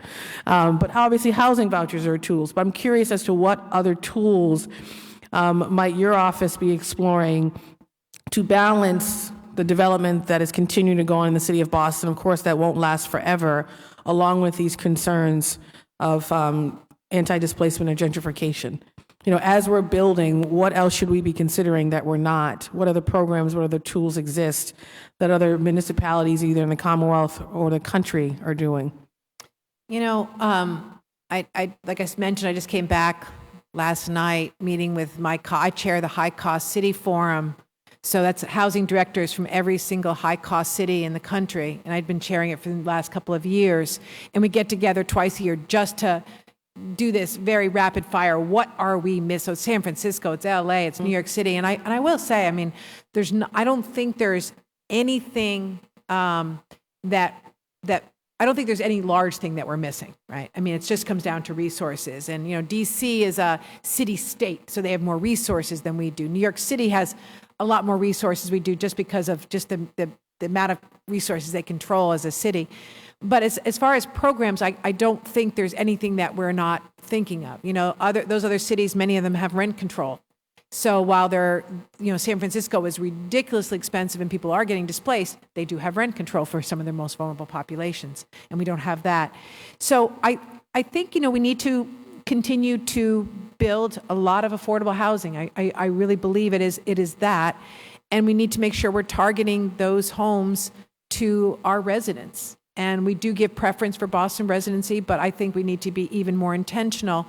And I would like to see, and we've started talking to the Office of Fair Housing, how do we make sure when we building new affordable housing that the new housing units are going to the folks that are the most vulnerable? And I don't want to violate any fair housing rules, and that's not my intent. But if you have someone who has a mobile Section 8 voucher and they're in an affordable housing unit, why do they have the same ability to get the brand new affordable housing unit that's coming online through the lottery? And they do. So I'm working with Fair Housing now to say, how do we look at our resources and make sure that those that are most vulnerable, that really are at risk of being displaced, how do we make sure that they get those preferences? And when you say the most vulnerable, the person without that voucher, right, that's someone paying, who's homeless, someone who's... The elderly person that's paying more than 50, 60% of their income in rent. Like, why don't they have some preferences? And we are starting to work with Fair Housing on this issue. And we had a pilot in JP where there was no federal funding, and that allowed us to have a little more flexibility. But I do think we do need to target these resources to people that are feeling the most pain. Now, this is Sheila Dillon speaking, but I do think we need to look at that in the upcoming year, and we have started to. So build and make sure that the units coming online are serving the most vulnerable among us. I think we need to pass this displacement package. I think it would help and go a very long way. I think, you know, some form of Jim Brooks would be a very good thing, and I do believe that legal representation, I think everyone deserves legal representation. And then we need to take some pressure off our older housing stock by building additional market rate housing as well. And I know that's not always seen as part of this equation, but it is truly part of the equation. I mean, we've always had a good amount of affordable housing in Boston, but what was really affordable was the triple deckers that are no longer affordable, right? So they weren't subsidized, they weren't deed restricted, but they were a source of private affordable housing. And they're not as affordable now because there's just not enough housing in the city of Boston. So we need to return that workforce housing to our lower wage workers. So I think that that's why the number of just building to the population growth is very, very important. But, we are always looking for new ideas, and we would welcome any suggestions. We follow up on all of them pretty diligently. I too would, this is following up on Councilor Flaherty's point, look forward to seeing the list of commitments and sort of where that $86 million from FY17 is going. Off the top of your head, is all of that going towards units that are affordable? Oh, yes. So, right. So, yeah, all of our funding goes, we never fund a market rate housing, housing unit. Never, ever, ever. In fact, if a developer comes in and has a mixed income housing development and they're looking for resources, we underwrite them very carefully. We make them do pro forma showing how the market rate's being funded, how the middle income's being funded, how the affordable's being funded, and making sure if they're asking us for resources that we're only funding what we should be funding. And we're very, very tough on this. So we never want to fund market rate housing. We want to see it develop. We just don't want to fund it. And back to there's just the question about the seniors, and I appreciate your comment that we can do better when it comes to units specifically for our seniors. What should trajectory actually look like in a year, 2, 5 years? I know we listed, there's some RFPs out there. There are some projects that are moving forward specifically for seniors, but just curious what it looks like. Not just with those particular projects, but anything else you're considering. 1 second. So we have, right now, we have permitted or in construction 264 units of affordable elderly housing, and we have about another 200 in the pipeline. So it's 464 units. Is that right? No. Yes. About 464 units, 500 units of affordable elderly housing. Now, given that this is our fastest growing population and many of them are low income, that's not enough. Right. So we really are looking at our land inventory all the time to see what we can put out for elderly housing. And I think Councilor Baker's idea of looking at the municipal buildings, and I mentioned we're going to have someone with us this summer looking at that. I mean, what would be a better use in having a library that needs to be refurbished and above that 3 or 4 stories of elderly housing? That would be a very compatible use in my mind, senior housing with a library. So I think as our land becomes more challenging, our land availability becomes more challenging, we need to look at some creative ways to site elderly housing. Thank you for those figures, and I will say I absolutely agree with Councilor Baker. We often talk about, because we split Dorchester, Fields Corner, the library in Fields Corner, which is slated to have some renovations done, and then other libraries that will come. Just thinking about not just the libraries, of course, what other buildings might we be renovating or tearing down and frankly constructing something entirely new that could incorporate some sense of housing for our most vulnerable, particularly our seniors. One of my frustrations with government is just sometimes the pace of how slow things are around here. So if I hope we move a little bit faster on this. I know, I know you work very hard. I know your team does as well. But it really is sad and devastating to have to tell some of these residents that there's really nothing we can do but just keep having them apply for units, add their names to wait lists, knowing that they won't hear back in years. And even often, sometimes we're suggesting other places that we may know of personally in other municipalities in the Commonwealth for them to apply to. But it's really devastating, especially when you see new units going up and around, but that are not specifically for them. They're the fastest growing population with a fixed income. We have to do something, otherwise the assets that our seniors bring, we're going to lose it. I agree. And I apologize for the pace of things. We fund, and then we can't fund in the whole development budgets, because we would only fund several projects a year because development's expensive. So projects then go on to the state in their competitive funding rounds, and they can take years. We always are getting projects coming out the other end, but the process is a long one if we're going to leverage funds. So I do apologize. We lobby very, very, very hard to get as many projects as we can through the state, but it takes too long. And then my last question before I turn it over to Councilor Asabi George, is the housing vouchers in particular. Is there any discussion about whether or not funding from this IDP, that sort of pot of money, can be used for a pilot program like that? My only concern on the IDP is Yep. that the inclusionary development money goes up and down depending on the market, right? So when there's a lot of market, we're extracting a lot from private development. When the market goes down, those extractions stop. And with vouchers, once you take on a family or a household, you have to fund them. It has to be I sustainable. think, forever. It has to be sustainable because you can never say to a family, "Oh, we don't have IDP this year for you." So, I think what has been being talked about is $5 million a year, but that's $5 million for 300 families for the duration, unless we were exploring a short-term voucher, which I think can be a difficult proposition. So we have to find a source of funding that is not reliant on a variable source of funding. Well, I'll end with this. I see the chair is back. I'll end with this. We look at the budget, and I'm a firm believer that, frankly, BPS has a lot of money. We give a lot of money to BPS, and in this particular budget, and I tell my constituents all the time, look at the budget closely, particularly the bigger breakdowns. And yes, BPS needs money, of course. Education is important, but housing is equally important. And so if we're going to give more, say $40+ million to BPS, I want to think about that, because I want to think about programs that have an immediate impact to address just as much of a pressing need, and when we know we can get a return. Obviously, BPS, we're figuring this out, we're figuring that out.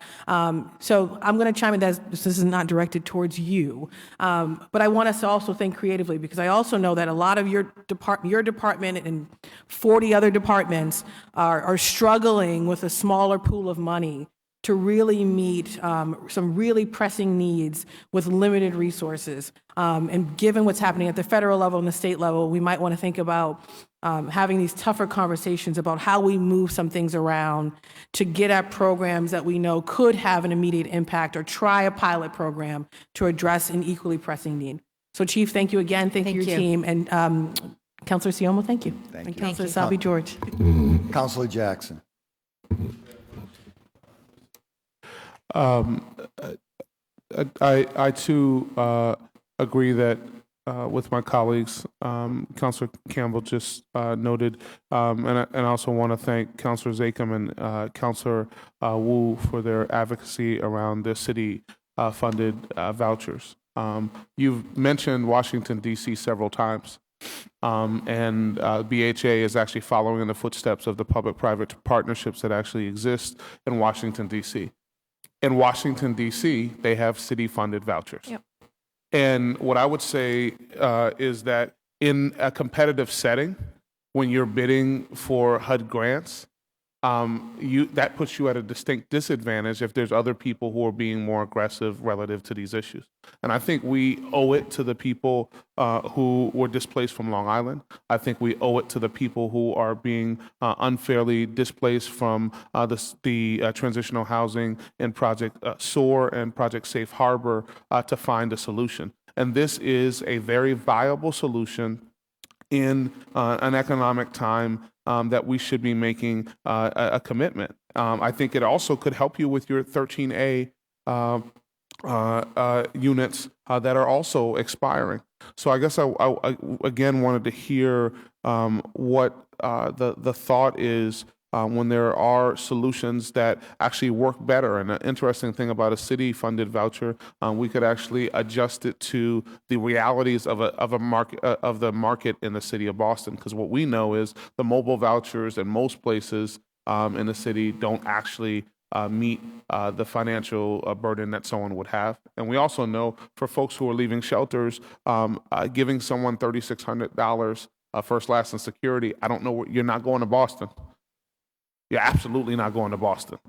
There are maybe other communities that you're going to, but you're absolutely not going to go to Boston. And we need to know if someone's homeless, they have bad credit. That's a reality. They probably don't have the utility bills and the bills to show things moving forward. So this is an innovation. We've brought it forward year after year. Where is Mayor Walsh and where is the administration relative to actually moving forward with something that we know is a solution? So if we're going to, compare ourselves to cities like Washington, D.C., and move in that direction, how come we're not? Why aren't we getting the extra value meal? Why are we ordering off of the value menu? As you can see, I'm actually kind of hungry right now. But at the next hearing, I'll be sure to eat before asking you questions. But So, DC's got a sort of a unique, and I don't profess to understand their total financial situation, but they're a city-state. So, the amount of money they have for resources, it's like if all of the state resources and Boston's resources were combined. It's this very, very unique situation, and I'm very envious of Polly Donaldson because she has a hard time spending all of her money. My counterpart in DC. I think, the administration's position has been that we are interested in a voucher program. I think the mayor said that if the city council could identify resources through the budget process, that as a concept, he's very interested in it. I look at the numbers and I'm trying to figure out what is best, and because that's what we do, right? We look at the resources and we try to figure out what's best. And the idea of spending $5 million or so, and the numbers vary, to help 300 families for 20 years, $5 million a year. That's a lot of resource for a fairly small impact. That's my only concern. Versus continue to put money in building affordable housing and helping probably 10 times that number of families. So it's I think we're very interested in the potential pilot program. It's just a question of resource. So I think when you look at the impact the individuals who are being displaced from the Southampton shelter, they sat right where you are. And that impact is their whole life. And for many of the individuals that we're talking about, they're HIV positive. Mm-hmm.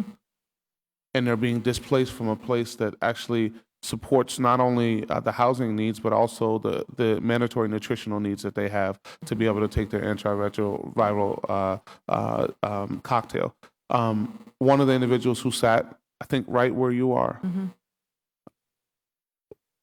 is homeless, and he had a job. He was driving, and he said, "Hey, you know what? I need some housing, but I'm working every day, and I need to have an opportunity to sleep." And he's a driver.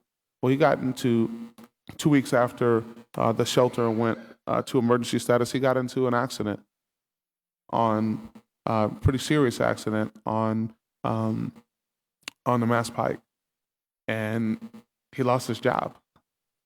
So that small impact is literally transformative to the lives, and it really should be a both and. If you build a boatload of housing in between, then you can take down the vouchers and shut down the program. But to the people who are now displaced from Long Island, and what I'm dealing with in my district is that there are people who are sleeping behind schools. I heard Councilor Campbell bring up schools. Well, the area behind the Orchard Gardens is now home to a lot of individuals who are sleeping there at night. And the nurses now have to, and teachers come out and pick up needles so when young people go out in the back. So I think we have to take a very aggressive and holistic approach to these issues. And this is a very important piece, and it should be looked at from a both and with 104, and the dollars that you're talking about, we have $144 million in net new revenue in this round. And so, and in the past, we've identified dollars. They haven't been moved on. And I actually agree with Councilor Campbell around the urgency. I would also note that this would help the mayor fulfill the 1,700 units of low income housing that he's trying to get to by 2030. This counts. So I would just encourage you and to continue to think in that space.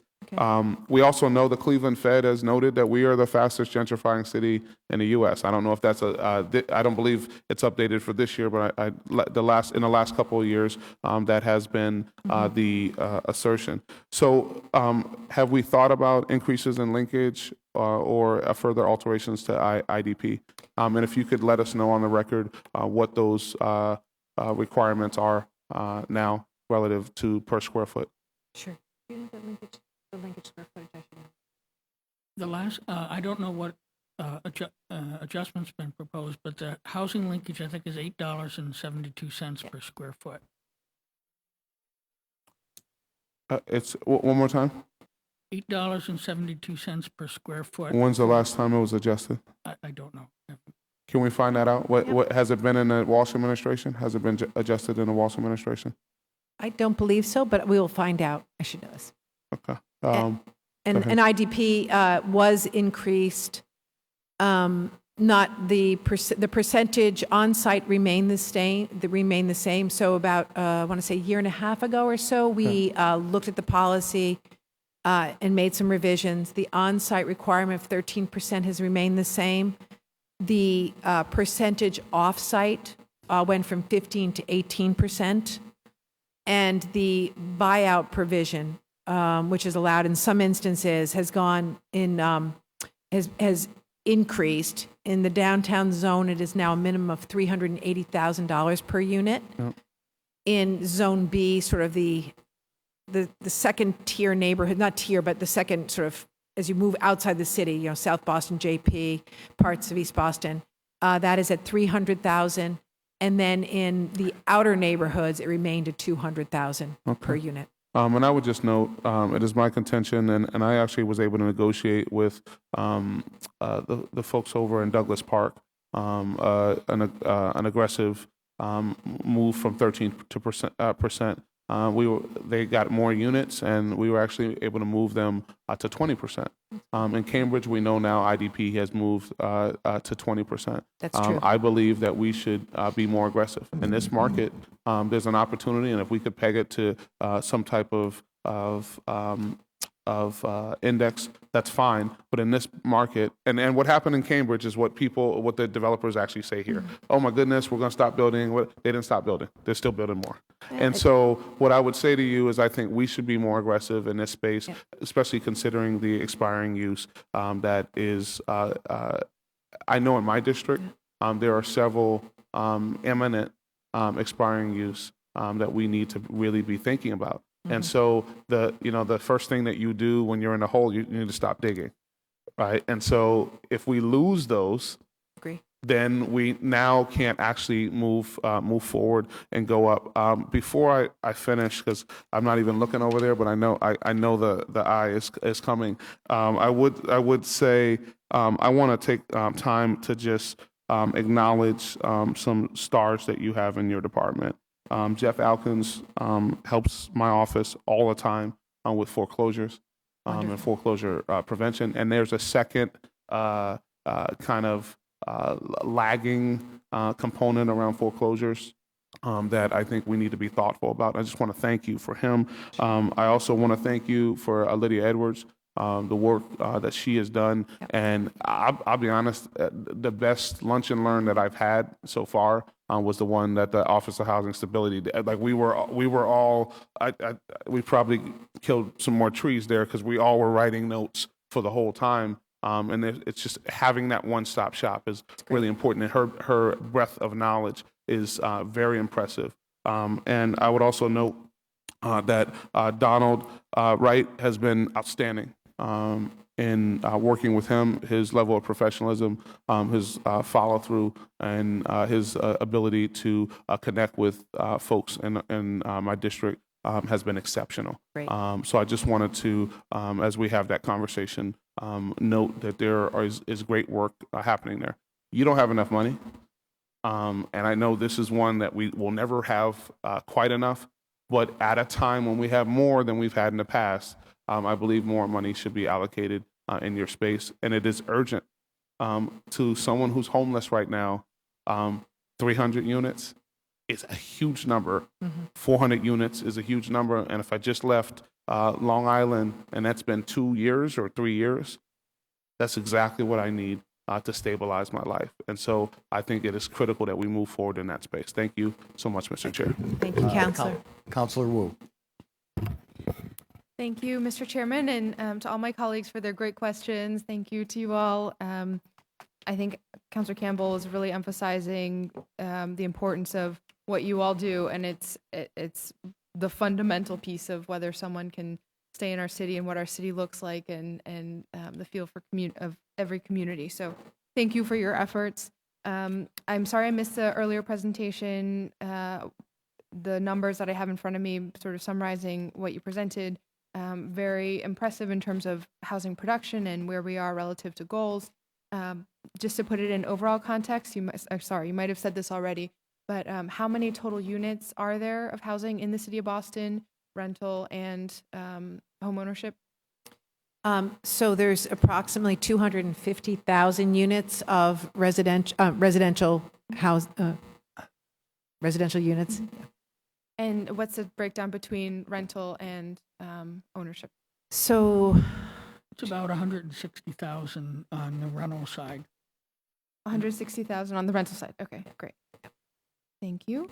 And then just to follow up on Councilor Jackson's questions around linkage and increasing the linkage rates. So first, I was at a conference of city council presidents from cities around the country and talking about some of the innovations of your department. And when I said the $8, $8+ a square foot number, some of the jaws dropped around the table that Boston was able to sustain some of those numbers. So we're very glad to see that coming in, and glad that the IDP program was adjusted by the Walsh administration.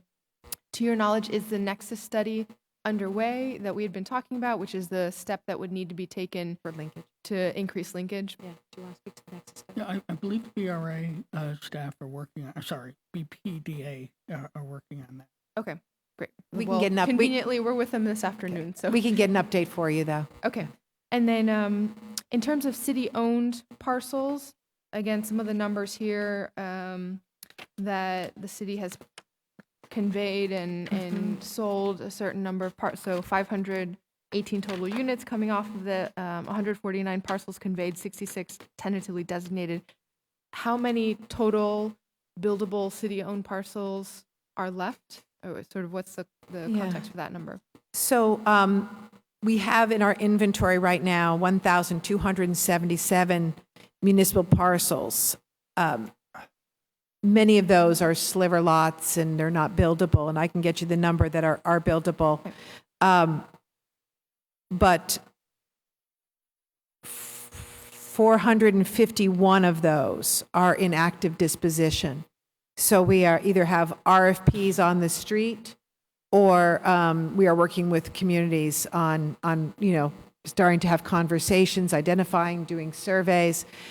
So we have been very, very aggressive. We would like not to be a landowner. We want to put the stuff back on tax rolls. We want community gardens and urban farms and new homes or new areas for light industrial. So our goal really is with, doing it responsibly, but we would like to dispose of all of this land. And the review of every city-owned parcel as to whether it's buildable or sort of what it's suitable for has been completed, right? Yes, we have that done, and we can get that over to you. Great. Yep. And then just talking about some of the innovations, any update on some of the things coming out of the Housing Innovation Lab, accessory dwelling units, density bonuses, et cetera? So the density bonuses were part of the JP Rocks and the South Boston Strategic Planning Area planning, and they're underway. They will now be used. So because the guidelines were approved, it's not in the zoning, but because the guidelines were approved by the BPDA's board, any project now coming before the board in the JP Rocks area will trigger the IDP, and it will trigger the density bonuses, and that will get us at just about 21% affordability on any particular site. So if a developer chooses to do the denser developments. And what is the is it parcel by parcel it's set, or It's is there a certain- and it's in an area. But I mean, in terms of the actual bonus itself, what is the trade-off? So we're, What do they have to hit in order to gain what? oh, okay. I probably need to get you that, but I'm doing this from memory, but I think it's over. Do you know it, Devin? Devin's coming down. I was going to say over 35%. Let me heal. Thank you. Sorry, I should know this. No. Thank you, Donald. This time I won't fall out of my chair. If the FAR is 1, well, it depends on what the current FAR is. So the densities have stayed the same in the rezoning, and if you want to build in a 1 over 1 FAR currently, the density bonus is triggered. If the density is currently 2 FAR, that's when the density bonus is triggered. It's the same density bonus in both cases. And what do they have to? So is it a certain percentage affordable? Then they can increase the FAR. If you're building to the original density, then you have to abide by the original IDP requirements, 13% affordability. And then if you are over, when you build over 1 or 2 FAR, depending on the current zoning, that's when the new density kicks in. Of the additional density, I forget the number off the top of my head, I think it's 30% of the new units have to be affordable. And that combine those two together, the original plus the new, is what gets you the 20% that Sheila mentioned.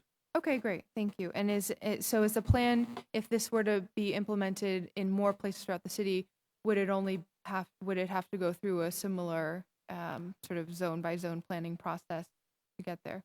I think so, but because what's happened is that the piece that is the density bonus piece, there's good conversations going on with the community about what they would like to see. So in South Boston, people wanted the extra value to create more housing for the middle class. In JP Rocks, they wanted the extra value to go back into creating units for much lower income households.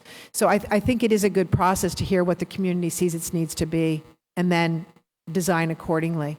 Great.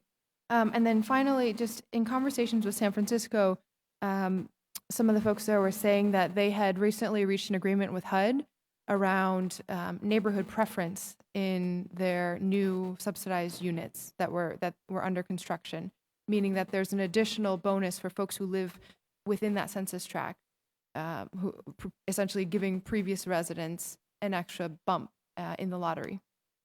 Yes, I've heard that it's a little more complicated than that, and I can't for the life of me now pull out the complication, but I am talking to Olson Lee about it because we're looking at that. New York also is involved in a lawsuit, and we would love to get there, and not to exclude people from moving freely about the city, but if people, and I don't think it was based on need.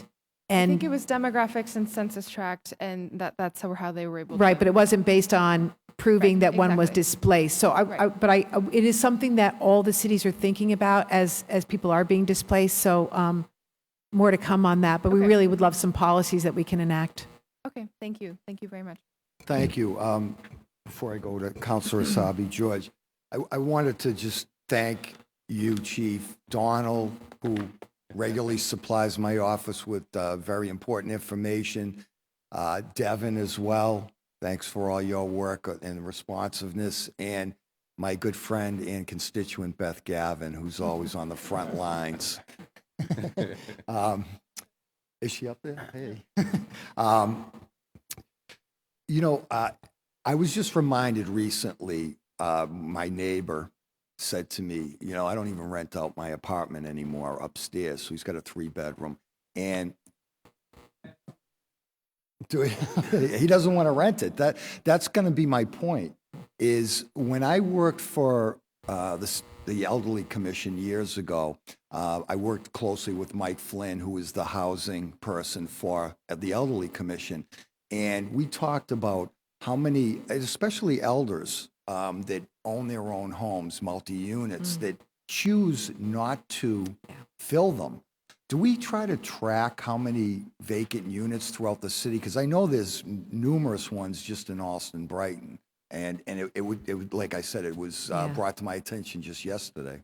We don't have a number of how many. I hear that too. I don't hear it as much as I used to, but I do hear that some elderly people keep their units, especially if they own a multifamily, vacant.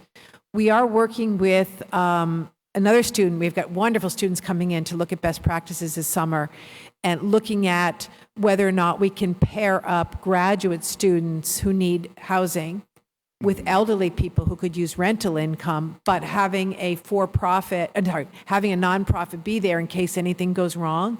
So we are looking at that model, but maybe we could expand that research project and saying if an elderly person has a vacant unit, could they bring in a graduate student and provide, some support in case there were issues.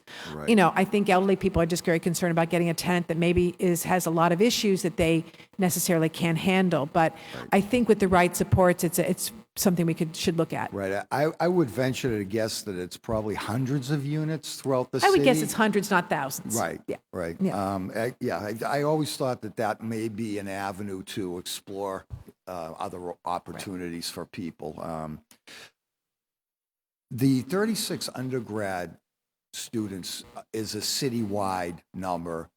As you know, a lot of them are in Yes, they my are. district and Councilor Zacum's district. And when you said we built 6,000 beds, and it just brought to my mind the fact that Boston College bought a property, 2000 Com Ave, converted it into dorm housing, 550, I believe, beds, and then recently finished the Thomas More building for 490 beds, so let's say 1,050, but they actually knocked down almost 800 units too. Did you factor all that into this calculation? Yeah, we've netted out the Okay. pluses and minuses. Right. Bob, I don't know if you want to say anything more about that calculation. Yeah, and my understanding too is that the Boston College property that they've done, one of those is temporary until they finish some of the other development, and then it's supposed to go back to being, I think private that's housing. BU, Bob. BU, you're right. Right. BC is the one, they just BC, built the Thomas More, but they knocked down, I think it was Edmonds. That's correct. Yeah. Right. But we did. But you netted out. We netted it out, right. Okay, Right. okay. Yeah. I want to thank you, Chief, and your entire team for, sticking with the 101 units of, I believe, low-income veterans preference housing for the Brighton Marine site, which is finally getting underway, in addition to the 60 units on Chestnut Hill Ave that I believe is eminently going to be built. Any week, yeah. And then obviously we celebrated just a couple of years ago the new housing for the Charles U residents in all North Brighton area. And again, I think it's about balance. And, I know you're looking at all the different segments, and I believe we're doing a pretty good job of doing that. But I just to get your sense, we know that providing more supply is important to, the increasing prices. What are some of the other things that we're trying to do to stabilize prices? And do you have a sense right now of where the market is? I read just recently that it looked like prices were stabilizing in a lot of neighborhoods, but in particular, they named Alston and Brighton is still going up. Yeah. Can you speak to that a little bit? Sure. So, I think we're looking at every factor and how all of the different variables are impacting, each other. You're right. We're tracking the rent. We're tracking the production. We're tracking what's coming online and the impact that's having on the existing housing stock. And from 2015 to 2016, we have seen the rent levels of the older housing stocks, housing that was built before 2011, before the boom. What kind of impact is it having on the older housing stock? And rents citywide have come down by 4%, and that's a good trend. I mean, it's not gonna solve all of our problems, but it was good to see a decrease. It was good to see a negative number. And we're seeing the biggest decreases in the zeros and ones, and lo and behold, that's a lot of what's being built. Right. So we need to continue. We need to continue to build responsibly and right transportation, right density, respect existing neighborhoods, all of the above. But we do need to continue to build. But we all know that's not going to house a lot of our constituents. They just don't have the money even for those reduced market rate rents. So we need to continue to build more affordable housing. And we're doing it. I just, the resources are limited, and I think it takes a long time for us to get through the state. So the state, working with your colleague, Raponen, just is passing a pretty significant state housing bond bill, which will help us too. And then once we make sure that people are housed, keeping them housed, because there's nothing more disruptive to a family or an individual than losing their hard-fought housing. So it's a continuum. We just have to keep at it. Some days I get discouraged that we're not going to lick this beast, and other days I feel like, yep, we've got it on the run and we're going to be okay. So I don't know what else to do except just keep at it. And again, let me just end by thanking you just recently, and I see Michael Kane in the audience too, for all our work. We're working with BHA and the Waverly folks that, almost got displaced. I'm grateful that we had a good outcome there, but we always have to remain vigilant. And, when I call you or Beth or anybody at D&D, it's usually of an urgent nature, Yep, right? absolutely. And I just want to thank you because you always respond in an urgent fashion and address as well as we can all those situations. So thank you. And let me recognize Councilor Asabi George. Thank you, once again, Chairman. So I do want to just say how proud I am that you've included my office on the Continuum of Care Leadership Council. That work I know is tremendous, and Elizabeth from your office and Alana from my office, the two of them with the council, has been really great, and I'm really proud of the work that we've been able to do. I'm especially proud of your work and the council's work to end chronic veterans homelessness, and know that partnership and the work of the COC is incredibly valuable. But there's been a decrease in the budget, and I think it may be some grant money that's running out. Can you speak a little bit of that? It's 1.1 million for the Continuum of Care budget. Is that what we anticipate? Go ahead. Yeah, Counselor, that's it's more of a timing issue and a technicality. It's not. We actually expect it's a competitive grant, so we're not guaranteed that funding in FY18. But the decrease that you're seeing in the budget, keep in mind that the estimates for our external funds in this budget is based on information that we had, a few months ago when we submitted the budget. We'll be coming back to you shortly with our FY18, our actual FY18 grants when that funding is kind of determined. We expect it to be more or less level funded. Again, Continuum of Care is a competitive grant, so we'll have to apply for it. But the decrease is more having to do with the fact that Continuum of Care kind of crosses over fiscal years and the timing of when the funding is to be spent. So, Rick, when will you be notified? When will the city be notified that we did get that funding? the timing of the Continuum of Care? They haven't announced the funding round yet for this next round of Continuum of Care. We expect that to be short. Is it a announced July shortly. 1 start or an October 1st start, do you know?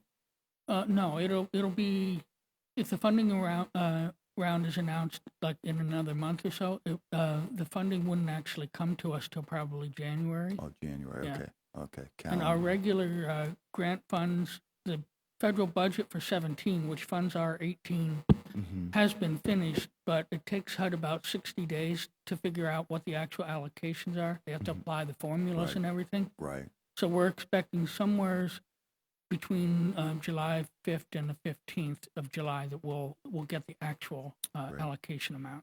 okay. And then you'll have to come here for accept and expend, That's right. Yeah. Okay. Okay. Sorry, I just wanted That's to- okay. No, that's great clarification. And then, is it related at all to the work on the application for the youth and the young adult homelessness grant that we're also applying for through HUD?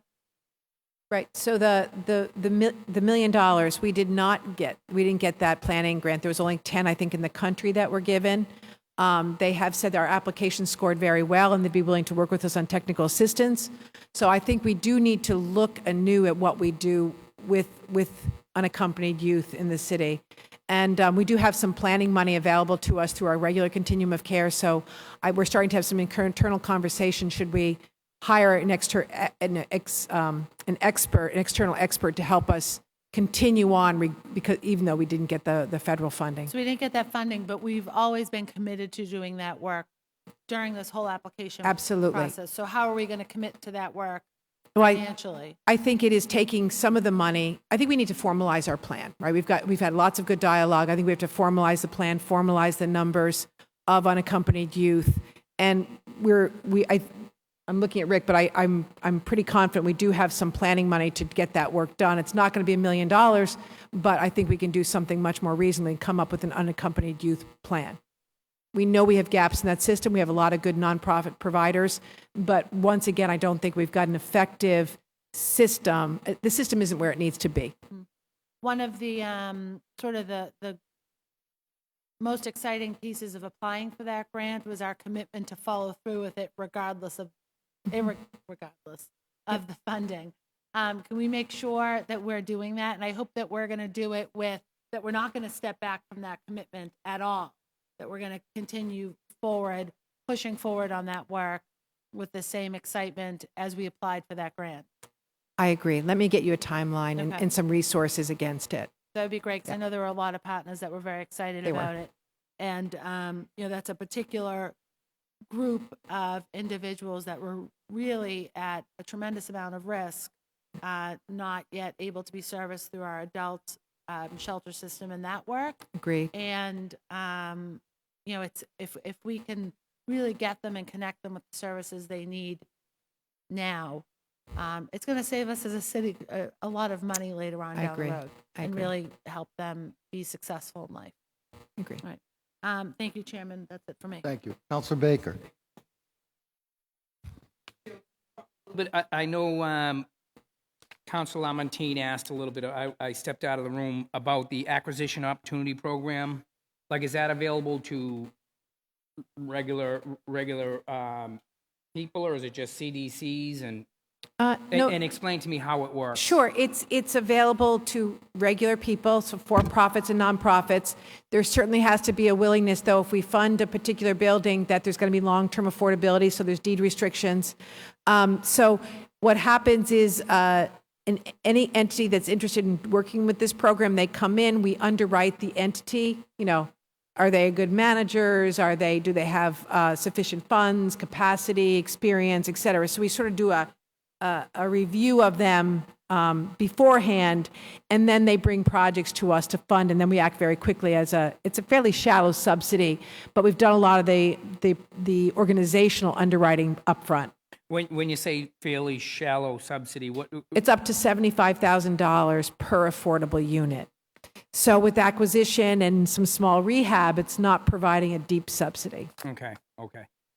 Thank you. Can you talk a little bit about this tax credit to encourage rent reasonableness? Is that at the State House now? It is. And what does it look like? What would our target rent be to be reasonable to be able to get that $1,500 Right. tax credit? So it's $1,500 per unit, and landlords would just have to be renting below the fair market rent. So the fair market rents are published by HUD. So they would, if it's passed, I think it would be implemented. They would, on their tax forms, just fill out a simple form showing what the rents were, certifying what the rents were. They're under the fair market published rents. They'd be eligible for the credit. And would it come back in the way of income tax or property tax? Income tax. It's state. Okay. And also back to the NHI, is that available to city workers? You mean to purchase the homes? Yeah. Or get in the lotteries? Or... Yes. Bob, do you know? Yeah. Yes. They can't work for D&D. I'm trying to think if there's any other divisions or departments they can't work for. No, it's just D&D. As long as they've taken the first-time buyers and they're in the lottery, they can... That's right. And if you have any constituents or city employees that do work and they have questions about it, they should just see us to make sure. There may be a disclosure we need them to fill out, but they can't work for D&D. Okay. And the other thing, back to the units that are the market units, part of that NHI. You said those are not deed restricted, so a person can go in there and live there for 5 years and then sell it on the market? That's absolutely right. They do have to be owner occupied. So the seller would need to sell it to someone that was going to occupy it. That's right. That's the only restriction. That's the only restriction. Okay. Thank you. Sure. Thank you, Mr. Chair. Thank you. Great. That concludes this portion of the hearing. I'm going to go to public testimony.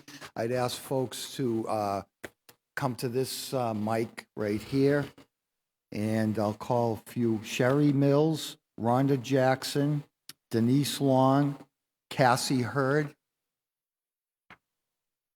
Counselor, would you like us to? Oh, you can. We'll go, Yeah, if you okay, want. we'll go up there. And Okay.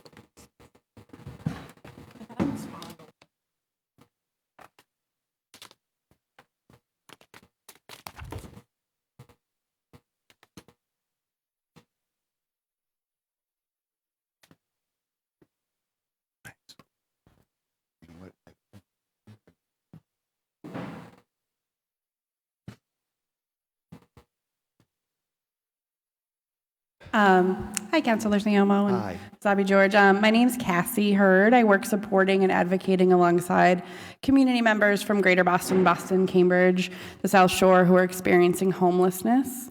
I want to thank Councilors Jackson, Asabi George, Campbell, Baker, Zakem Wu, O'Malley, and Flaherty for affirming housing as a human right and supporting a proposal for the city-funded housing rental assistance voucher program. Though we've had the support of 9 councilors and that would address the low-income renter needs outlined in the mayor's housing plan, he has still not included the $5 million to permanently house at least 350 community members experiencing homelessness. This proposed program has been amazingly successful in Washington, D.C., and would be the same here.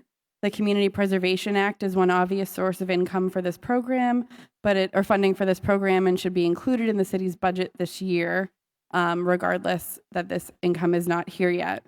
I want to mention the gentlemen who are currently and soon to be formerly participants in Project SOAR and Safe Harbor who will be losing their transitional programs on June 30th. The city's been aware of this loss of funding for at least a year and a half, but only informed them in March. Over a month ago, we gathered here in this room where a dozen of them testified at a hearing called by Councilor Jackson and Asabi George. But since then, no meaningful action has taken place to permanently house them, which was a commitment made by the administration. Since then, conditions there have deteriorated greatly. Many gentlemen have relapsed. Others have returned to jail due to their relapse, and one lost his long-term employment. As Councilor Jackson mentioned, he's also repeatedly been hospitalized due to deteriorating health conditions. And stress. He's been told to reduce the stress in his life, and unfortunately, that's not something within his power. The health of the gentlemen who are living with HIV has been declining from one week to the next. One now uses a cane. He had been walking fine before. He's having difficulty accessing his medications, which are supposed to be refrigerated, and has been reduced to having to carry around bottles of water on his person at all times to try to keep them refrigerated since their kitchen was actually demolished and they are no longer able to go to their beds for rest. I've spent several mornings with them between 7 a.m. and 9 a.m. over at McDonald's down in Newmarket Square, surrounded just other people who are homeless, just milling around with nowhere to go. The shelters are open during this time, but there's nothing for them to do, and they're told to either remain in the hallway standing or in the cafeteria where it's often being cleaned. We've looked for housing. A few of them do have vouchers, but have been able to find anything because the vouchers don't mean the high cost of rent in Boston. So, you know, we've tried attempting to appeal to the mayor. We've sent a petition. 48 of them signed it. There are no longer nearly 48 people enrolled in that program. As I said, many of them have relapsed or, you know, have returned to jail. And we've only received a very canned response that read more like a PR piece from the Boston Public Health Commission that didn't even acknowledge that these were the people being impacted. And, you know, a city-funded housing voucher program would house these folks and keep the commitment that has been made to them. Without it, they will end up homeless back in the emergency shelter. Or on the streets. The people who remain are quickly losing hope. You know, they have a month and some change, and it really isn't a long time. And, you know, Councilor Samo, I am an Austin resident. I've been a resident for 13 years, and as a constituent, I would ask you to support this just as the other councilors have. You know, we also have folks who are elderly and disabled in Babcock Towers who on March 1st of 2019 may end up homeless if it goes market rate. So this would benefit members directly in our community as well. So thank you. Thank you.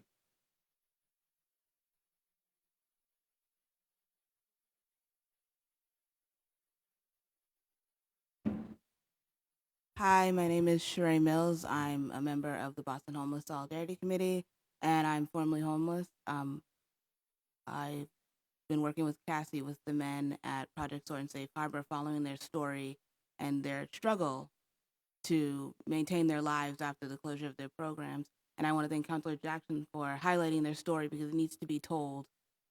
I stood here during the council hearing on the closure of the program and explained the repercussions of suddenly closing the program. And a lot of that has happened, sadly, and it's sad to see these men every week and hear more stories of men relapsing and going back to jail. It is horrific to hear that. And they were promised housing first. They were going to be rapidly rehoused, and I haven't seen that happening.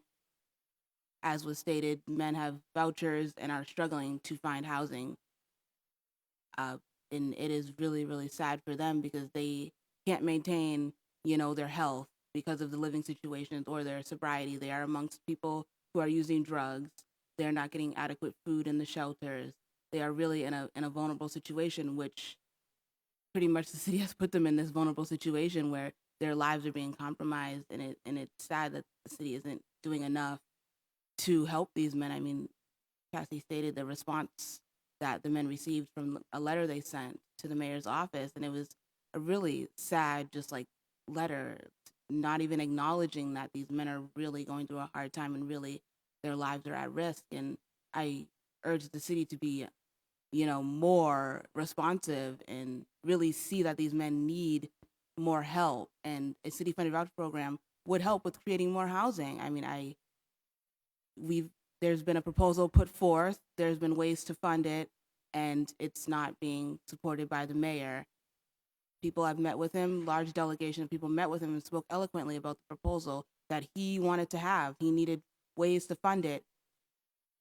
Ways to fund it were brought to him, and he still is fighting to not have it in the budget because he says there's no funds. Well, we need to find a way to fund it. We need to find a way to get the homeless off the street, find a way to get these men who are struggling, who are going back to jail, who are losing their jobs, who are really at the lowest of the low now in their life, housing. They were promised housing. Many of us who are here today sat here and heard that they were going to be rapidly rehoused, and that hasn't happened. It is not happening. It is not happening fast enough. Their lives are being compromised. We need the city to be more responsive to this and really take interest in it. It's sad that the city is not seeing it as much of a problem as it is, or at least letting it be known that they see it as a problem, with just brushing it off as we're doing the best we can. Well, you're not doing the best you can. The city is not doing the best they can. They could be doing more for these men to help them get into housing and maintain their lives and not spiral out of control, because that's literally what we see on a regular basis. We see these men just reverting back to where they came from and undoing, the progress they have made to turn their lives around. And it's sad to see that happening. So I want to thank you for allowing me to speak today. And I hope that you will take this all into consideration. Thank you.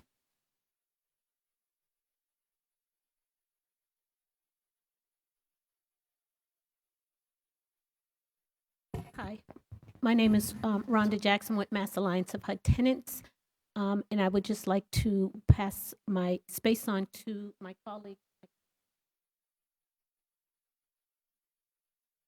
I'm sorry, what was that? Can I get my spot? Sure.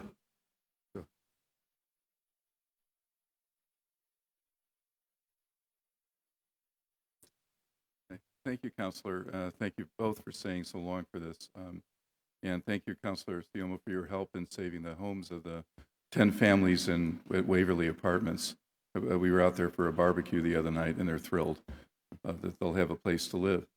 My name is Michael Kane. I'm the director of the Mass Alliance of HUD Tenants, and we work with the Save Our Section 8 committee that came up with the proposal for a city-funded rent subsidy. We started calling it housing voucher program, but the reality is we're proposing a rent subsidy program that could be used for vouchers or for project-based rental assistance that could go into these new buildings that the city is building and actually secure the low-income component in those buildings. So that's the biggest problem. Capital grants from the IDP or other sources, or even the CPA, are not sufficient to lower the rents for the majority of people in the city who need housing. 80% of the median is way above the median income in the city of Boston. Most people in the city are below 35% of the median. So you need to have a low-income subsidy component, whether it's from the federal, state, or city governments. So our proposal, and we really appreciate Councilor George and the other 8 councilors that several spoke today, that have strongly supported this idea last year and this year. We went to the mayor, a coalition of a wide variety of groups, met with the mayor in June, and he said that we wouldn't include it in last year's budget, but he would include it in the fiscal 18 budget, the request for a $5 million pilot program. He would do it if we could show sustainable funding sources. And Ms. Dillon is correct. Once you make a commitment to somebody, you don't want to cut them off. Although the average federal voucher holder lasts about 7 years, so it's not. It isn't really forever. The program would recycle to new people, but it should be a sustainable item. That's correct. So we came in with a memo. I have a copy here that we presented to the mayor in January that identified 5 different ways to do this. And 3 of them we went into in a second meeting with the mayor on March, what was it, 23rd, in March, 27th, I'm sorry, we met again. And we went over our sustainable options. One is the city budget. The city of Boston $3 billion budget is a sustainable thing. If it isn't, we're all in trouble. The city of Washington, D.C. funds their rent subsidy program from the regular city budget. They don't earmark anything. And they've been doing it since 2007. They fund $37 million a year, and a city budget is comparable to Boston's in a city the size of Boston. They just fund it. It's like another subsidy source, like the federal Section 8 source. So our proposal is modeled on that. It would have the same features. The BHA would administer it. It could go for either new buildings or vouchers. The vouchers could pay more so people can use them in the city, because you can't, there's limits on the federal vouchers, as you know. So that could be a resource also for the 13A buildings that Councilor Jackson mentioned, Babcock Towers. Those people are currently facing the street. In a few years, when the state protections end, they will be out in the street. There's 200 people there. So this would be a source that, if it were established, could be used for those purposes. The council's pilot is targeted to the homeless people. It's called Housing First, because of the people like Safe Harbor and SOAR, who were promised by the city in April, we will provide housing for you. The HUD cut off the money because it wasn't housing first. So we're going to provide you housing first. The problem is there isn't any housing first. Giving people first and last month's rent when they have a minimum wage job is not a sustainable commitment either. So the city needs to come up with the money to provide housing first for those homeless or people. Those 70 people are going to be homeless. They're already relapsing, getting in accidents, losing jobs already because of the stress that this deadline is coming up. They're going to be homeless again. They're going to be, people in recovery are going to be thrown into a wet shelter. So here's a solution that the council has presented.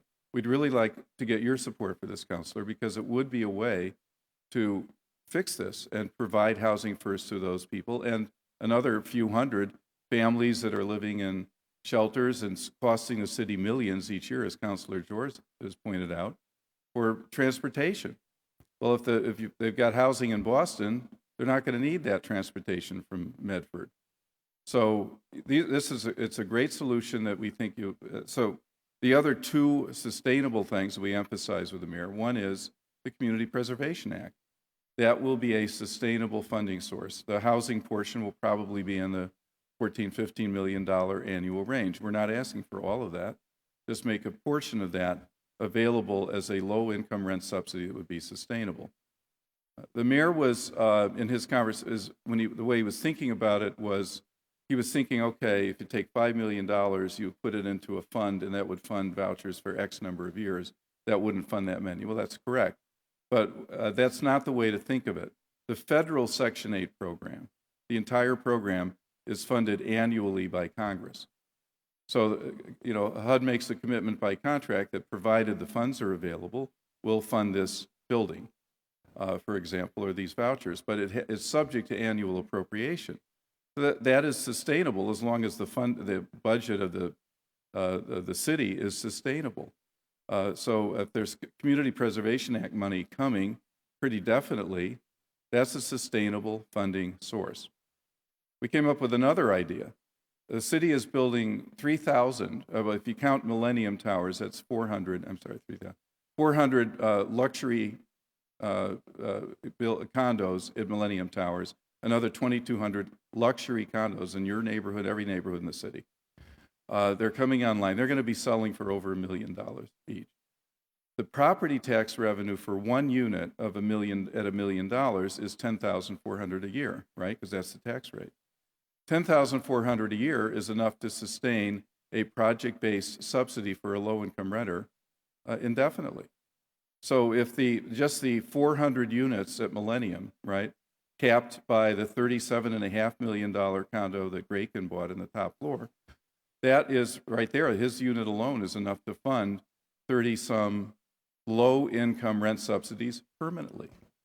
All the city needs to do is earmark the revenues from the new construction of condos that are above $1 million, just those, right, or a portion of them.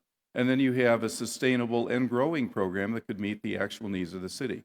We think that's poetic justice because these luxury condos are not taking pressure off the market. They're adding to pressure on the market. They're driving rents up in a lot of the neighborhoods because it's such a high range that other owners nearby realize they can raise their rents too. That's what most of us experience when we see new luxury development going up in the communities, especially at the localized market level. So this would take some of the pressure off by making sure that the people being displaced by this new development. I went by on the way down here, I drove by this new building in the Fenway. It was entirely built with foreign investment money of people buying the EB-5 visas. Basically, it was marketed in China to people to buy a visa so they get permanent residence to invest in this tall building. So the developer is basically taking advantage of that market. They're not even going to live there. But that's going to drive up the prices in the Fenway. So let's tap into their taxes that they're going to be paying and make sure that the residents of the city, people who live here, are able to stay. So those are three right there. Community Preservation Act, and I should add our organization, because the mayor challenged us, get it passed, we went and we worked very hard. We had our organization alone had 63 polls covered. We had two covered in your district all day, Councilor.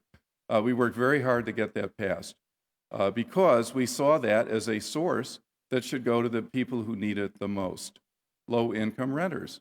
That's who's getting hurt the most. We see that that should be the priority, not the exclusive use, but a priority of the CPA. So we're part of the YBB coalition. We support their recommendations, by the way. I'm going to give a plug for that.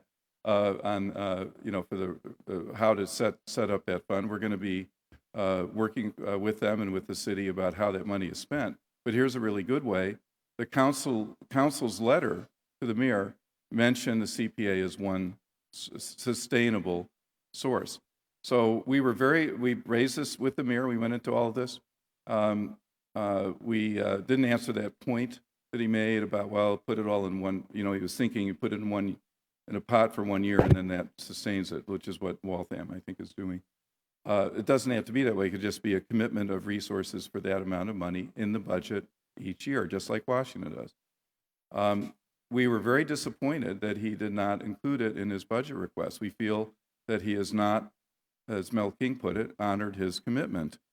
As Mel was in the meeting in June, he did not honor his commitment to include it if we could identify sustainable funding. So we're hoping he'll change his mind. We need your help to persuade him and make this happen in time to prevent the people from Safe Harbor and SOAR from being thrown out into the streets or into a wet shelter that will destroy their lives. Thank you, Michael. I called everyone's name. Is there anybody left that would wish to testify before I close out the hearing? Seeing and hearing none, I want to thank everyone in attendance today for the Department of Neighborhood Development Fiscal 18 review. This hearing stands adjourned.